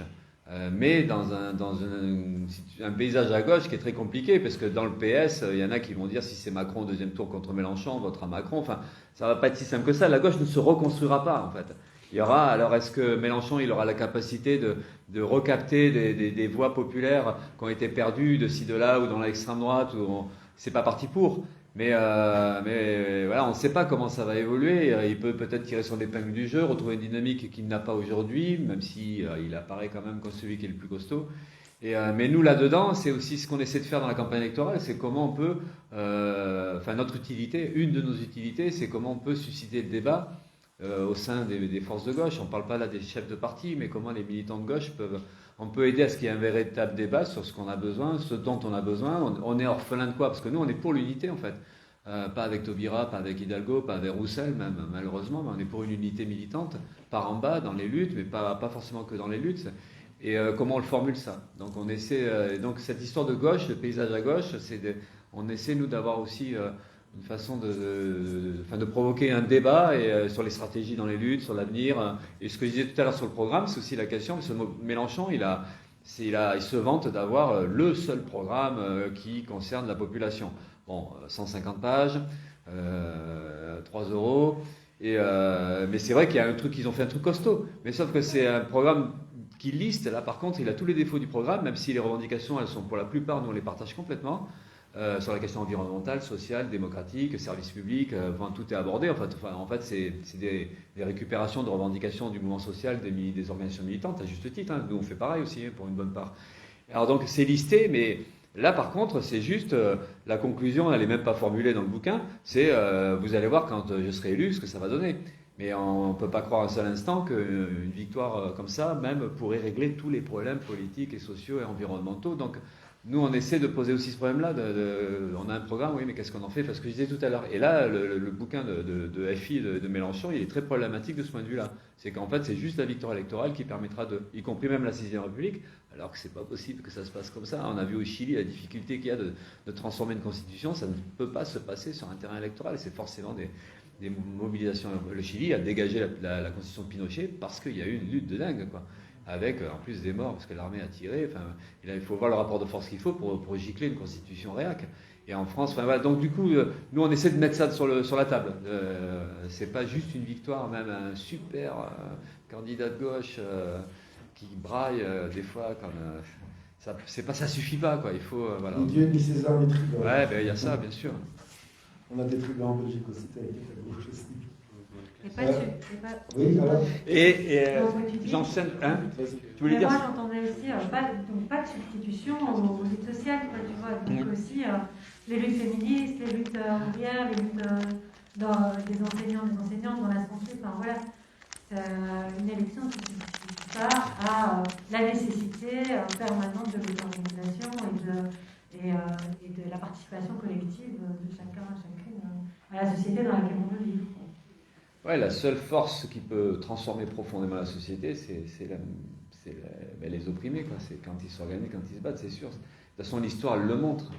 Et puis en plus, il répond jamais à ça, Mélenchon, parce qu'il dit, moi, si j'arrive, ça, vous allez voir. Et le problème qu'il y a, c'est que, alors à ce moment-là, pourquoi les autres de gauche qui avaient dit qu'ils changeraient, qu'est-ce qui garantit que lui, il ferait ce que les autres n'ont pas fait?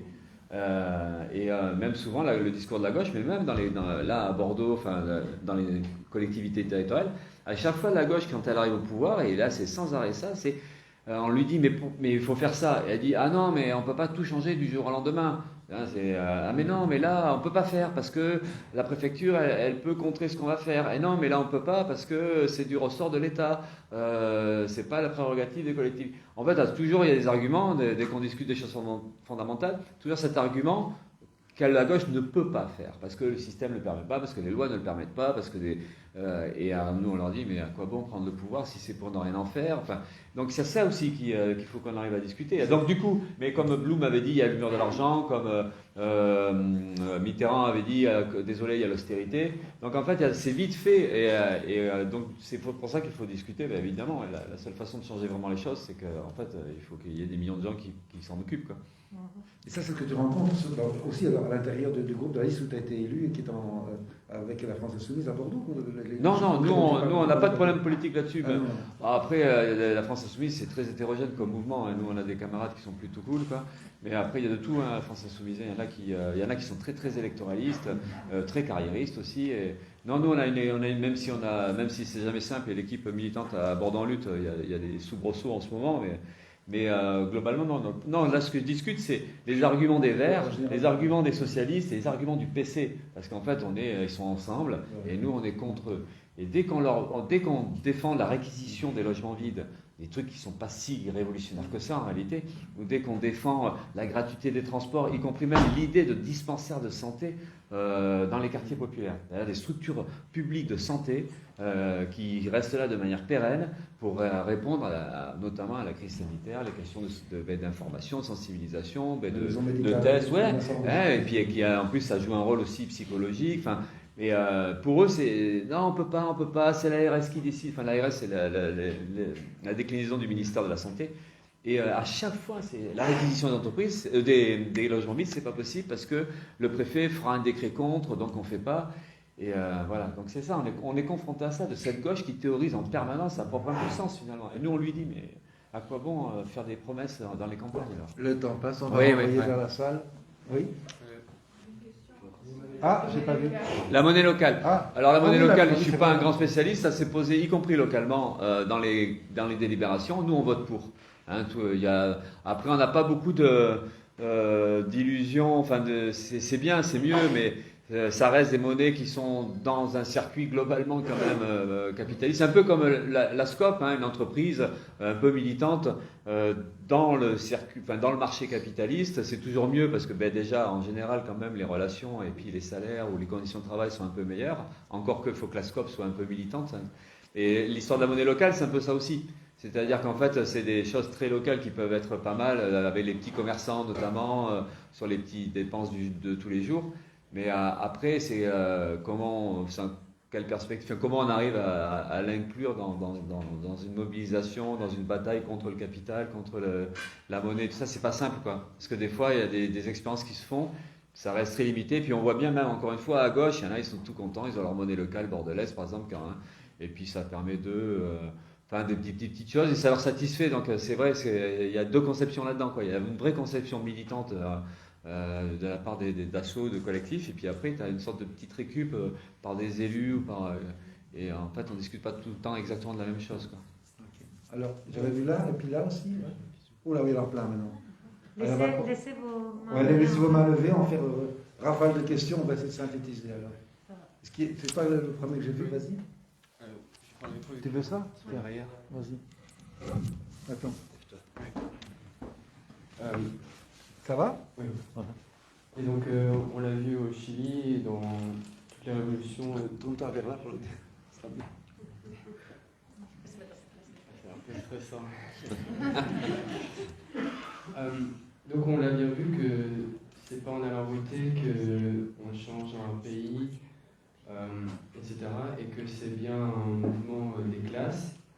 Et en vue de l'enjeu écologique majeur actuel, qui donc donne une pression au niveau du temps, donc on n'a pas vraiment le temps, je veux dire, et du reste des enjeux du capitalisme qui opprime des personnes et tue, quelle serait, selon vous, une solution la plus rapide et la plus efficace pour, je veux dire, éduquer les masses et de manière efficace face à un tel problème? Ok. C'était question. Merci. 2, Axel. Oui, ça a été dit tout au long du meeting, mais donc effectivement nos organisations ne sont pas électoralistes, on pense que c'est par les luttes justement que ça changera, et c'est pas par des élus. Mais malgré tout, c'est intéressant d'avoir des élus. Et donc, la liste que vous avez faite à Bordeaux, j'avais un petit peu suivi, et je trouvais ça intéressant justement de visibiliser des gens de différents mouvements sociaux, de différentes organisations, etc. Et donc, tu disais un petit peu regretter, ou alors j'ai mal compris, mais je me demandais, est-ce que ça a eu un impact à Bordeaux sur les luttes justement qui sont menées, sur les liens qui sont faits entre les différentes organisations? Parce que c'est quelque chose que je trouvais très intéressant, ça permettait non seulement de les visibiliser, de créer du lien, et peut-être même avec le fait que tu sois élu, peut-être de donner confiance, ou je me trompe, donner confiance en tout cas aux différents mouvements sociaux et organisations. Quoi. Voilà. 3, c'est là. Oui, vas-y. J'ai deux questions. La première, c'est suite à une déclaration de Macron il y a des années qui disait zéro SDF. Alors pourquoi je me dis quelle est votre position par rapport à ça? Moi je le demande parce que je suis militante à la DAF, pour combien de SDF, il n'y a pas de corps. Alors je me dis tiens, ils sont tous les zéro SDF, il n'y en a pas. Ma deuxième question concerne une remarque qui a été faite par Zemmour. Et là, c'est vraiment une remarque qui me pose question. J'ai été travailleur dans le secteur du handicap mental pendant 35 ans. Nous avons donc recueilli ce que j'appellerais les déportés français, qui amènent en Belgique un commerce extraordinaire, très, très lucratif. D'ailleurs, ce ne sont pas des ASBL, ce sont des SPRF, donc des sociétés de personnes à responsabilité limitée, donc ils font des sous. Et alors, j'entends Zemmour qui annonce qu'il n'est pas pour l'insertion des enfants de manière systématique dans les écoles courantes, mais qu'il veut créer de l'enseignement spécialisé. Nous, en Belgique, on a de l'enseignement spécialisé. Et puis, on récupère votre mauvaise gestion du handicap au moment où ils sont adultes, où ils sont sous camisole chimique, et oui, ça devient du commerce. C'est clairement du commerce. Hein. Les Français qui viennent en situation théorique de handicap mental sont des gens qui sont très souvent des personnes psychiatrisées, chronophiles, et il y a des gens qui font des sous avec ça. Alors, quelle est votre position par rapport à Zemmour qui veut proposer un enseignement adapté, spécialisé? Merci. Oui, là, Monsieur. Là. Je vais vous poser la question de la position du camarade sur la politique étrangère qu'il défend en tant que candidat à la présidence. Il y a de nombreuses questions qui se posent au niveau de l'Europe, notamment aux frontières de l'Europe en Ukraine. Donc j'aurais voulu savoir quelle est la position de l'NPR par rapport à la situation de l'Ukraine et quels sont les contacts qu'il y a avec nos organisations sœurs ukrainiennes et russes. Oui, encore? Je pense qu'ici aussi il y avait quelqu'un. Ok, allez-y. Et puis... Oui, et vous aussi, hein, c'est ça? Ouais. Allez-y. Ben, disons, moi, je me situe à gauche, voire à l'extrême gauche, et j'ai un problème quelque part quand je vois les partis qui se disent trotskistes, etc., qui ne se démarquent absolument pas de ce que fait la Chine actuellement. J'aimerais bien savoir quelle était votre position par rapport à ça. Ok. Oui. Et moi, c'est juste une réaction par rapport à la discussion d'avant. On dit que la gauche au pouvoir, elle ne change pas grand-chose, encore une fois, mais est-ce que le problème fondamental qu'il n'y a pas dans tout ça, c'est que finalement on dépend trop du système et qu'en fait, bon, moi je me suis dit les monnaies locales sont peut-être une façon d'essayer de diminuer cette dépendance, mais est-ce qu'on ne devrait pas chercher les moyens de réduire les dépendances au système capitaliste pour aussi essayer d'avoir plus d'adhésion de la population, que la population puisse adhérer à un projet plutôt que d'adhérer à une négation.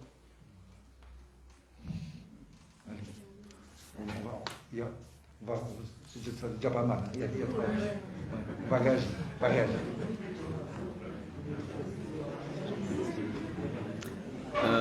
J'y vais là. Enfin, j'y vais pour répondre.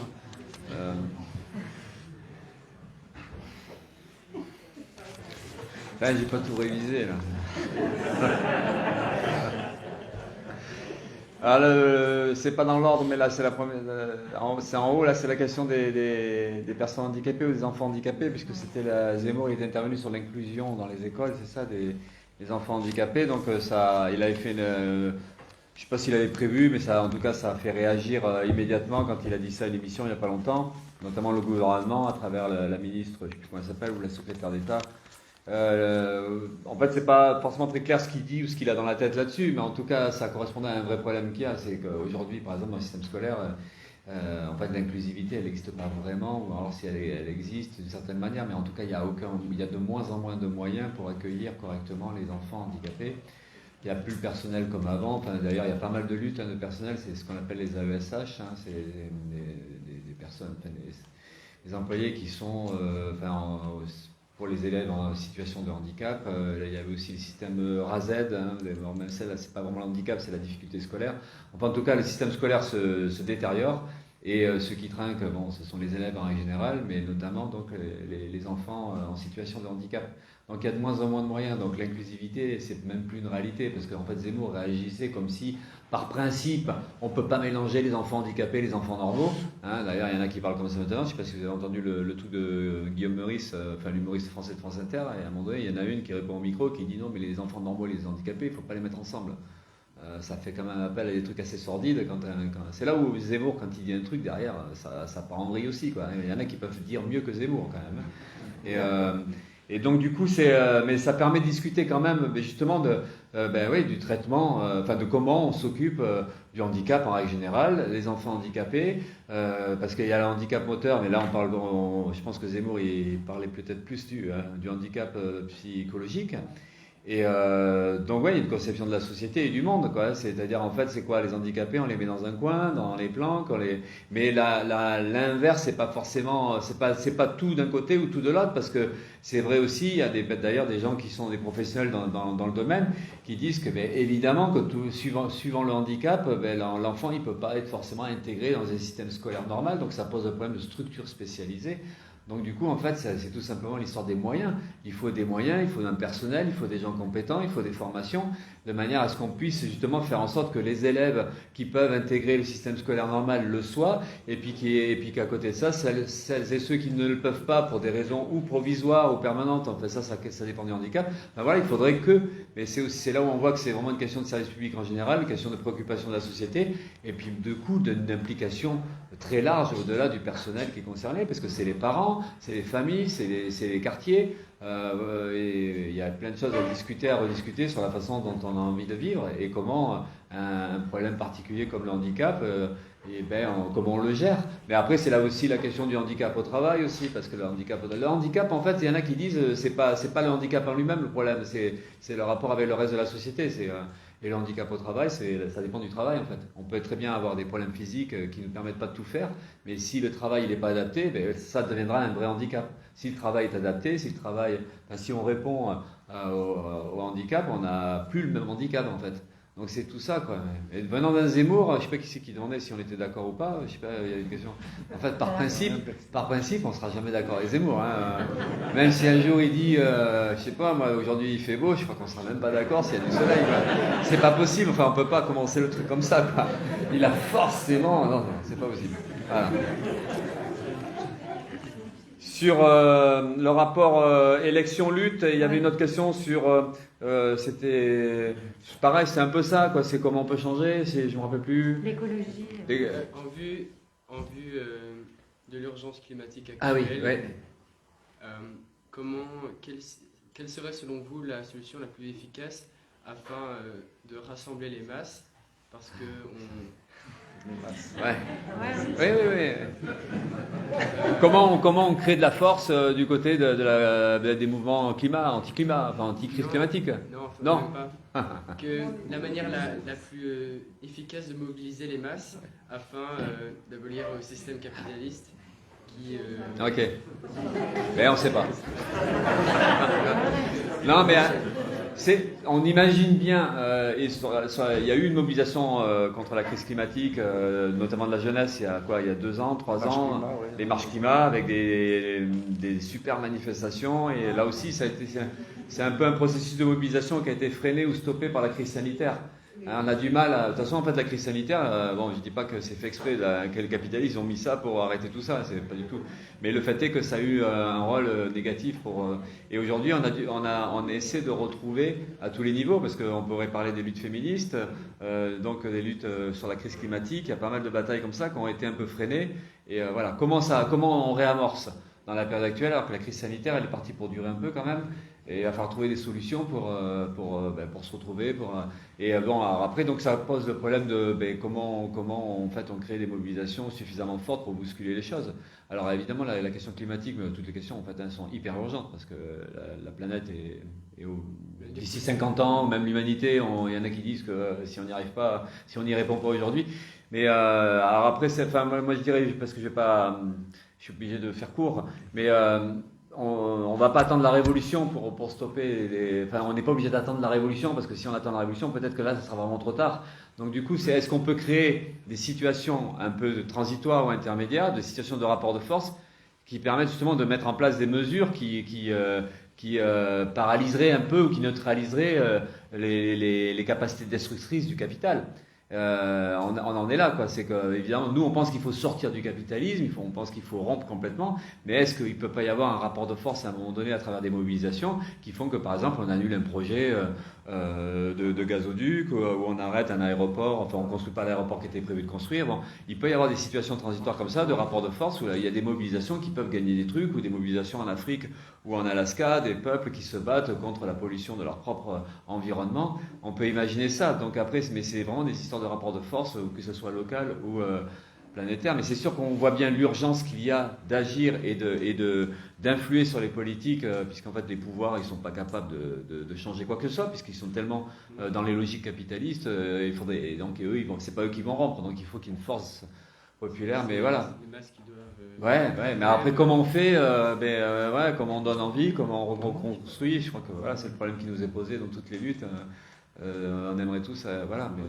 Par exemple, en donnant accès aux moyens de... Attends, parce que sinon ça devient un dialogue. On a l'occasion d'en parler après devant une bière au bar. Et vite. Excuse-moi, si je peux juste rebondir quand même, parce que par rapport à ta question d'éducation des masses, enfin moi j'ai quand même entendu ça.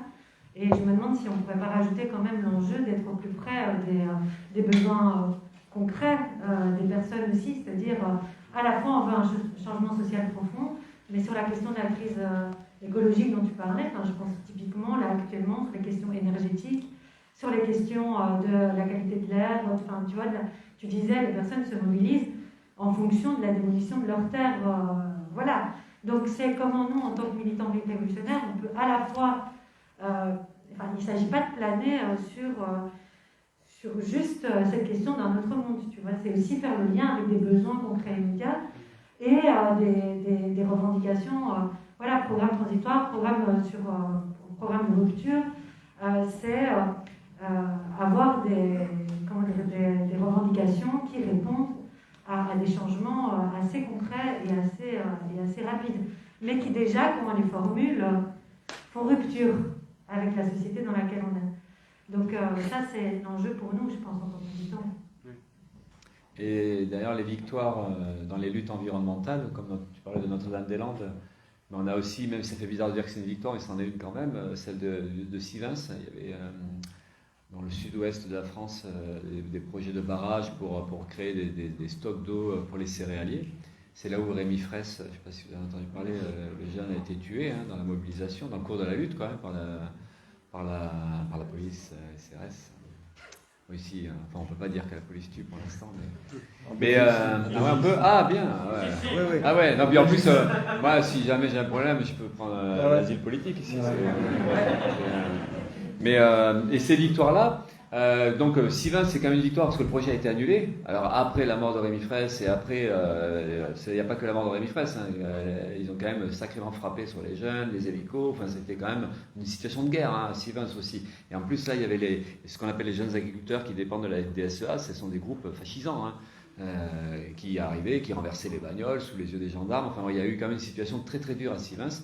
Mais au bout du compte, c'est une victoire parce que les pouvoirs locaux, ils ont été obligés d'annuler le décret d'utilité publique et du coup, il n'y a rien.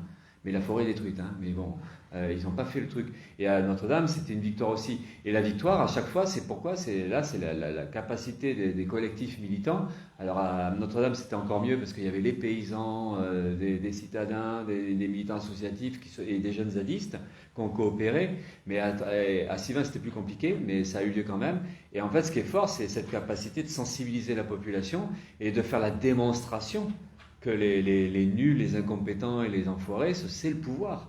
Et ils arrivent et c'est ça qui fait qu'il y a un rapport de force à un moment donné très local peut-être, mais pas que, puisque Notre-Dame-des-Landes, ça devenait une lutte nationale. Et à un moment donné, pourquoi le pouvoir il lâche ? parce que c'est plus possible pour lui, il peut plus justifier, parce qu'en plus les combattants ils gagnent des luttes en justice, et ça leur permet après à coup d'expertise et tout ça, donc c'est vrai que ça rejoint aussi cette idée que on peut, enfin voilà, il peut y avoir la force de convaincre, de sensibiliser, et de faire la démonstration de l'aberration du système et de la légitimité finalement des luttes populaires pour s'occuper de leurs propres endroits. Et puis c'est au contraire très progressiste à un moment donné d'empêcher un aéroport ou d'empêcher soi-disant un truc qui serait si utile aux agriculteurs. Donc voilà, mais il y a des fermes, j'allais dire des fermes des animaux, les fermes-usines, il y a eu des projets qui ont été d'abord très réduits, et là du coup, comme ils ont triché, ils n'ont pas fait les 500 au lieu des 1000 vaches, et bien la justice s'en est mêlée parce que les associations ont porté plainte, et puis là il y a des décrets, des décisions d'annulation carrément de l'activité. Donc il y a ces bagarres-là, enfin voilà, c'est tout ça qui est. Mais après, comment on arrive à faire que ça devienne un truc qui domine et qui change le rapport de force global, bon, c'est plus difficile, mais en tout cas, voilà, il y a des sacrées victoires quand même. Ouais. Il y avait une question de politique internationale. Ouais, Chine et Ukraine, j'ai noté. Alors après, ça rejoint la question de l'Europe. Ouais. La question de l'Europe, enfin, tu vois, de s'organiser au niveau aussi plus. Enfin, c'est encore différent. Tu vas pas pouvoir tout traiter en un coup. Non, et puis j'ai pas forcément la compétence de tout traiter. Mais sur la Chine, enfin, je sais pas à quoi ça fait référence. C'est vrai que on peut toujours reprocher, notamment à des petites organisations comme la nôtre, de pas tout traiter ou de pas tout mettre en avant.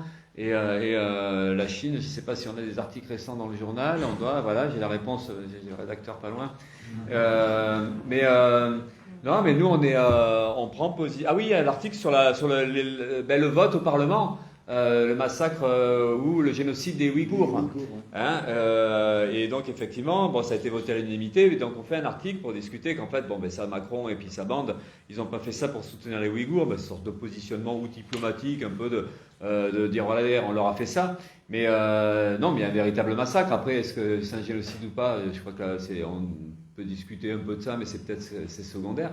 Mais non, on dénonce. De toute façon, la Chine, c'est pas un pays ami pour nous. Enfin, ça a beau avoir un passé communiste, ou ça a beau s'appeler Mao à une époque et tout ça, c'est pas un pays ami. On est amis, nous, du processus révolutionnaire en Chine. On est amis, je sais pas, je dis ça comme ça, mais on est solidaires de toute la lutte qui a été menée par le peuple chinois. Mais l'État aujourd'hui chinois, enfin l'État depuis très longtemps, mais là encore plus peut-être aujourd'hui, c'est un État avec, d'une certaine manière, un État impérialiste, autoritaire et impérialiste. On est contre les JO à Pékin, on aimerait bien que tout le monde boycotte les JO de Pékin, même si ça paraît un peu secondaire. Mais non, pas du tout. Donc le massacre des Ouïghours, le massacre des Rohingyas du côté de la Birmanie, enfin tout ça, nous à chaque fois on se positionne en solidarité avec les peuples contre les régimes qui sont ou des massacreurs, ou des dictateurs, ou des oppresseurs d'une manière ou d'une autre. Et après l'Ukraine, c'est compliqué, mais c'est aussi un cas de figure qui est dramatique, parce qu'au bout du compte, on sait que c'est la population ukrainienne qui va en prendre plein la tête, avec ce bras de fer de dingue. On retrouve un peu l'ambiance guerre froide, Poutine qui veut garder l'influence et qui est prêt à réannexer d'autres bouts de territoire, et puis en face, Biden qui dit mais non, ça va pas se passer comme ça. Et on se dit, mais jusqu'où ça peut aller? Et puis dedans, Macron et compagnie qui font un peu les malins. Mais on voit bien que tout ce jeu diplomatique, entre guillemets, ou ce jeu de pouvoir, elle se fait tout le temps au détriment des peuples. Et on voit aussi comment les peuples sont prisonniers dans leurs frontières. Et donc, du coup, là, aujourd'hui, on assiste un peu impuissant à des choses comme ça.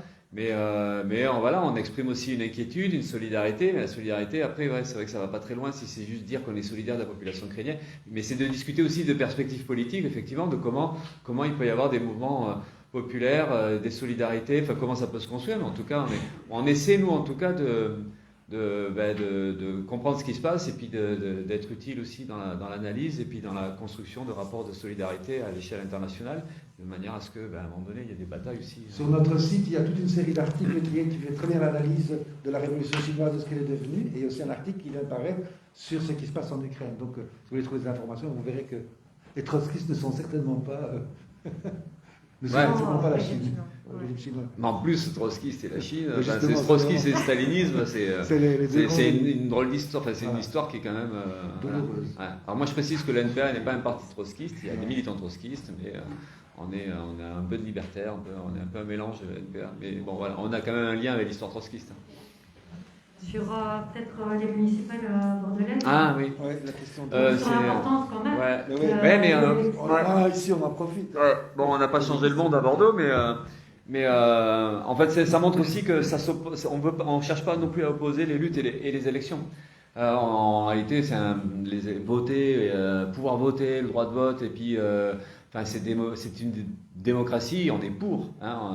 Nous, ce qu'on conteste, c'est les institutions telles qu'elles sont aujourd'hui, et que le vote dans ces institutions-là, c'est foireux. En réalité, on n'a aucun pouvoir. On vote pour des représentants qui ont toute possibilité de renier tout ce qu'ils ont dit, et puis c'est ça le problème. Mais sinon, le principe de l'élection, donc du coup, à l'échelle locale, municipale, quand on peut construire, comme on a fait à Bordeaux, donc une liste militante, unitaire, puisque on avait des camarades de la France Insoumise, des camarades de syndicalistes, des Gilets jaunes. On a réussi à construire une liste militante anticapitaliste. Et ça a eu de l'écho à Bordeaux. On a fait 12% au premier tour, dans une ville réputée comme bourgeoise et de droite, puisque Bordeaux a toujours été à droite depuis 73 ans. Et c'est un phénomène un peu unique qui s'est passé, quoi. 12%, on est au second tour avec une liste militante, là. Il n'y a pas... Et ça fait du bruit, ça a créé de l'enthousiasme, au point qu'on est 12. Et au deuxième tour, on a réussi à résister à la pression, parce que le deuxième tour, c'était un match qui se jouait à 3, du coup. Mais il y avait la droite, l'ancien maire, le jupéiste, enfin la vraie droite bordelaise. Et en face, il y avait cette gauche, chance historique de la gauche, de faire basculer Bordeaux à gauche, donc après 73 années de droite. Et on a subi une grosse pression parce qu'en fait, nous, on est arrivé là et on était les perturbateurs, et plus que les perturbateurs, on pouvait être les responsables de la défaite de la gauche, puisqu'on piquait des voix à gauche. Logiquement, on ne les pique pas à droite, a priori, nous. Et en fait, on a eu une pression comme ça, et on est quand même resté, on a fait quasiment 10%, et la gauche a gagné. Super. Alors, comme ça, on n'était pas responsable. Mais ça montrait qu'on pouvait avoir une gauche radicale qui était là, qui avait le droit d'exister, de défendre ses idées. Et puis surtout, ça montrait que des gens n'avaient plus la confiance à gauche, et qu'ils ont dit, oui, on va voter pour eux, au risque de faire perdre la gauche, parce qu'il y avait ce risque-là. Et dans les sondages, la gauche était perdante en plus. Donc voilà, donc du coup, super campagne avec un gros écho favorable, et puis une sorte de dynamique militante, effectivement. Mais l'élection, elle se passe en pleine crise sanitaire, c'est le début de la crise sanitaire, et ça, c'est un vrai handicap, hein. Et on n'a pas réussi à faire ce qu'on voulait faire d'un point de vue militant, des AG dans les quartiers, puis des AG pour préparer les conseils municipaux et tout ça. Et puis du coup, cette ambiance de crise sanitaire, petit à petit, en fait, on n'a pas réussi à construire un outil militant comme on aurait pu vouloir le faire. Et donc du coup, aujourd'hui, on est toujours là, on a une voix dans les conseils municipaux métropolitains, on dit des choses, on se positionne. Et ça a un peu d'écho, les gens suivent un peu, une minorité, et on fait plaisir à des gens. Il y a des gens qui nous disent c'est super ce que vous faites, on n'avait jamais de compte rendu, et vous, là, ça vous permet de voir ce qu'on peut faire, ce qu'on peut dire et tout ça. On relaie les luttes, des solidarités de militants. Hier, j'ai parlé de la Poste, j'ai parlé de l'Éduc. Enfin, c'est ça qui est bonnard. Alors je me fais chier globalement, hein, parce que c'est vraiment lourd, hein, une journée entière avec 104 élus où il n'y a pas un pote. Ça fait lourd quand même. Mais on se venge en disant, on parle des conditions de travail, on parle des effectifs, on parle de tous ces sujets-là qui ne sont pas abordés si on n'est pas là. Et on a cette petite fierté-là. Moi, on lit des déclarations dès qu'on peut. Là, il y a une usine qui est menacée de fermeture avec des plans de licenciement. Les copains de Ford, enfin l'autre usine à côté, j'ai lu une déclaration des copains de Ford, enfin de l'autre usine.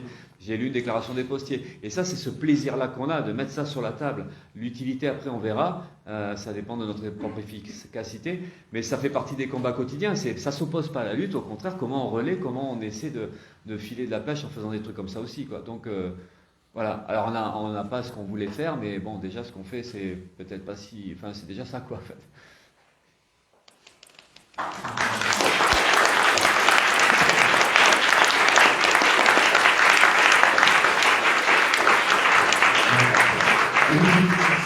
Si tu prends la voiture à 4h30, on ne va pas t'exploiter jusqu'au trognon, jusqu'à la dernière seconde.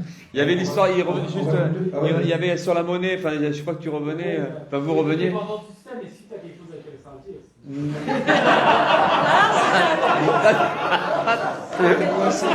Non, mais j'aurais tendance à dire que j'ai pas grand chose d'intéressant à dire là-dessus. Non, mais sur la monnaie, je suis en short sur la monnaie parce que mais ce que tu dis, enfin, ce que vous dites, c'est C'est comme le rapport élection-lutte, quoi. Il y a, évidemment qu'il y a toutes ces choses-là, ces problèmes qui sont posés, parce qu'en plus, il y a toujours ce côté comment... Enfin, il y a une réflexion, une expérimentation, et on sait qu'on a besoin de ça de toute façon.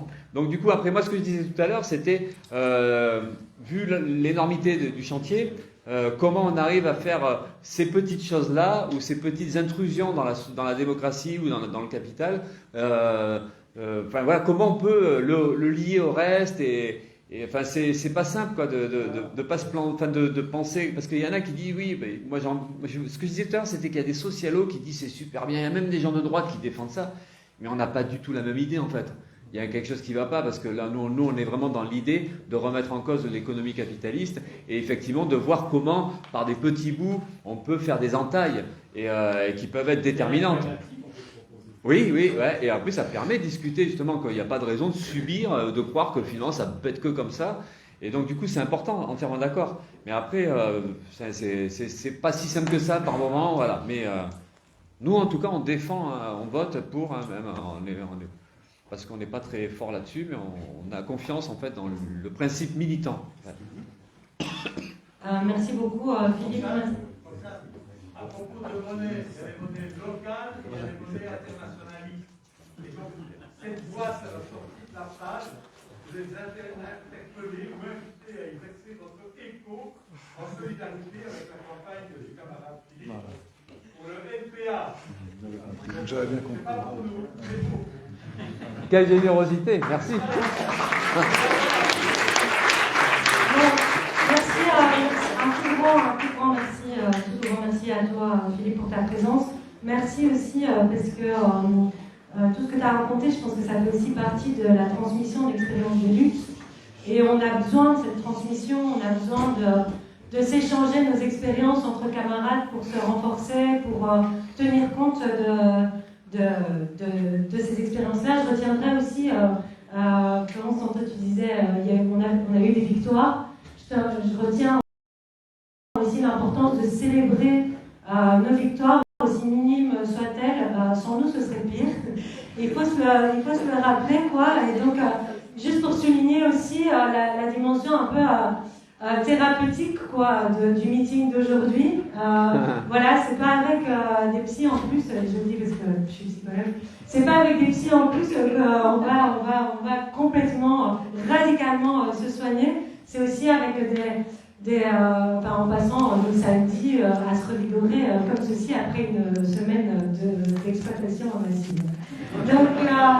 Donc merci pour votre présence. Et juste pour vous dire, dans les grandes mobilisations en Belgique, en tout cas, il y a quand même, là, le 10 février, un appel à des grèves en front commun syndical dans le secteur de l'enseignement.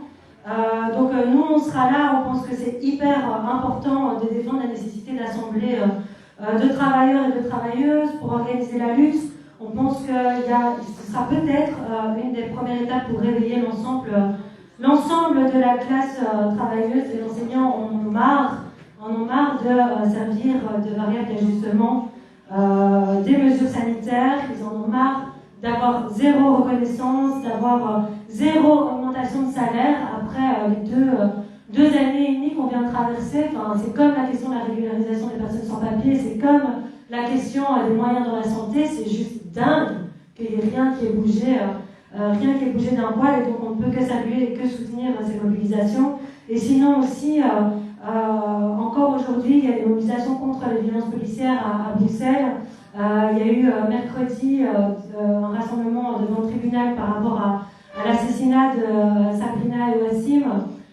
Aujourd'hui, c'est par rapport à l'assassinat d'Ibrahima. Donc il y a énormément encore d'histoires, Mehdi, Adil, de jeunes, souvent, mais pas seulement, qui se font assassiner par la police.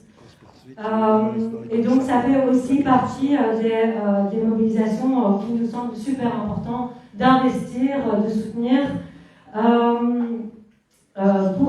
Concernant la gauche anticapitaliste, on fera des rencontres anticapitalistes de printemps le 23 avril à Bruxelles, auxquelles vous êtes toutes et tous chaleureusement invités. Il y aura beaucoup de débats, il y aura des meetings, donc ce sera l'occasion de se booster, ce sera l'occasion d'échanger. Et puis aujourd'hui aussi, n'hésitez pas à laisser vos coordonnées à l'entrée. Il y a des feuilles, il y a des listings de coordonnées si vous voulez rester en contact avec la gauche anticapitaliste ou d'autres organisations ici présentes. Laissez vos coordonnées. On est aussi là, on continue à boire un verre. Après, il y a plusieurs camarades ici dans la salle qui sont disponibles pour échanger informellement. Si vous avez des questions, si vous avez envie de vous impliquer, n'hésitez pas. On parle. On parle au truc sans pape et on recrute, on prend les inscriptions, les cotisations, tout d'un coup. Anticapitalista, anticapitalista, anticapitalista, anticapitalista, anticapitalista.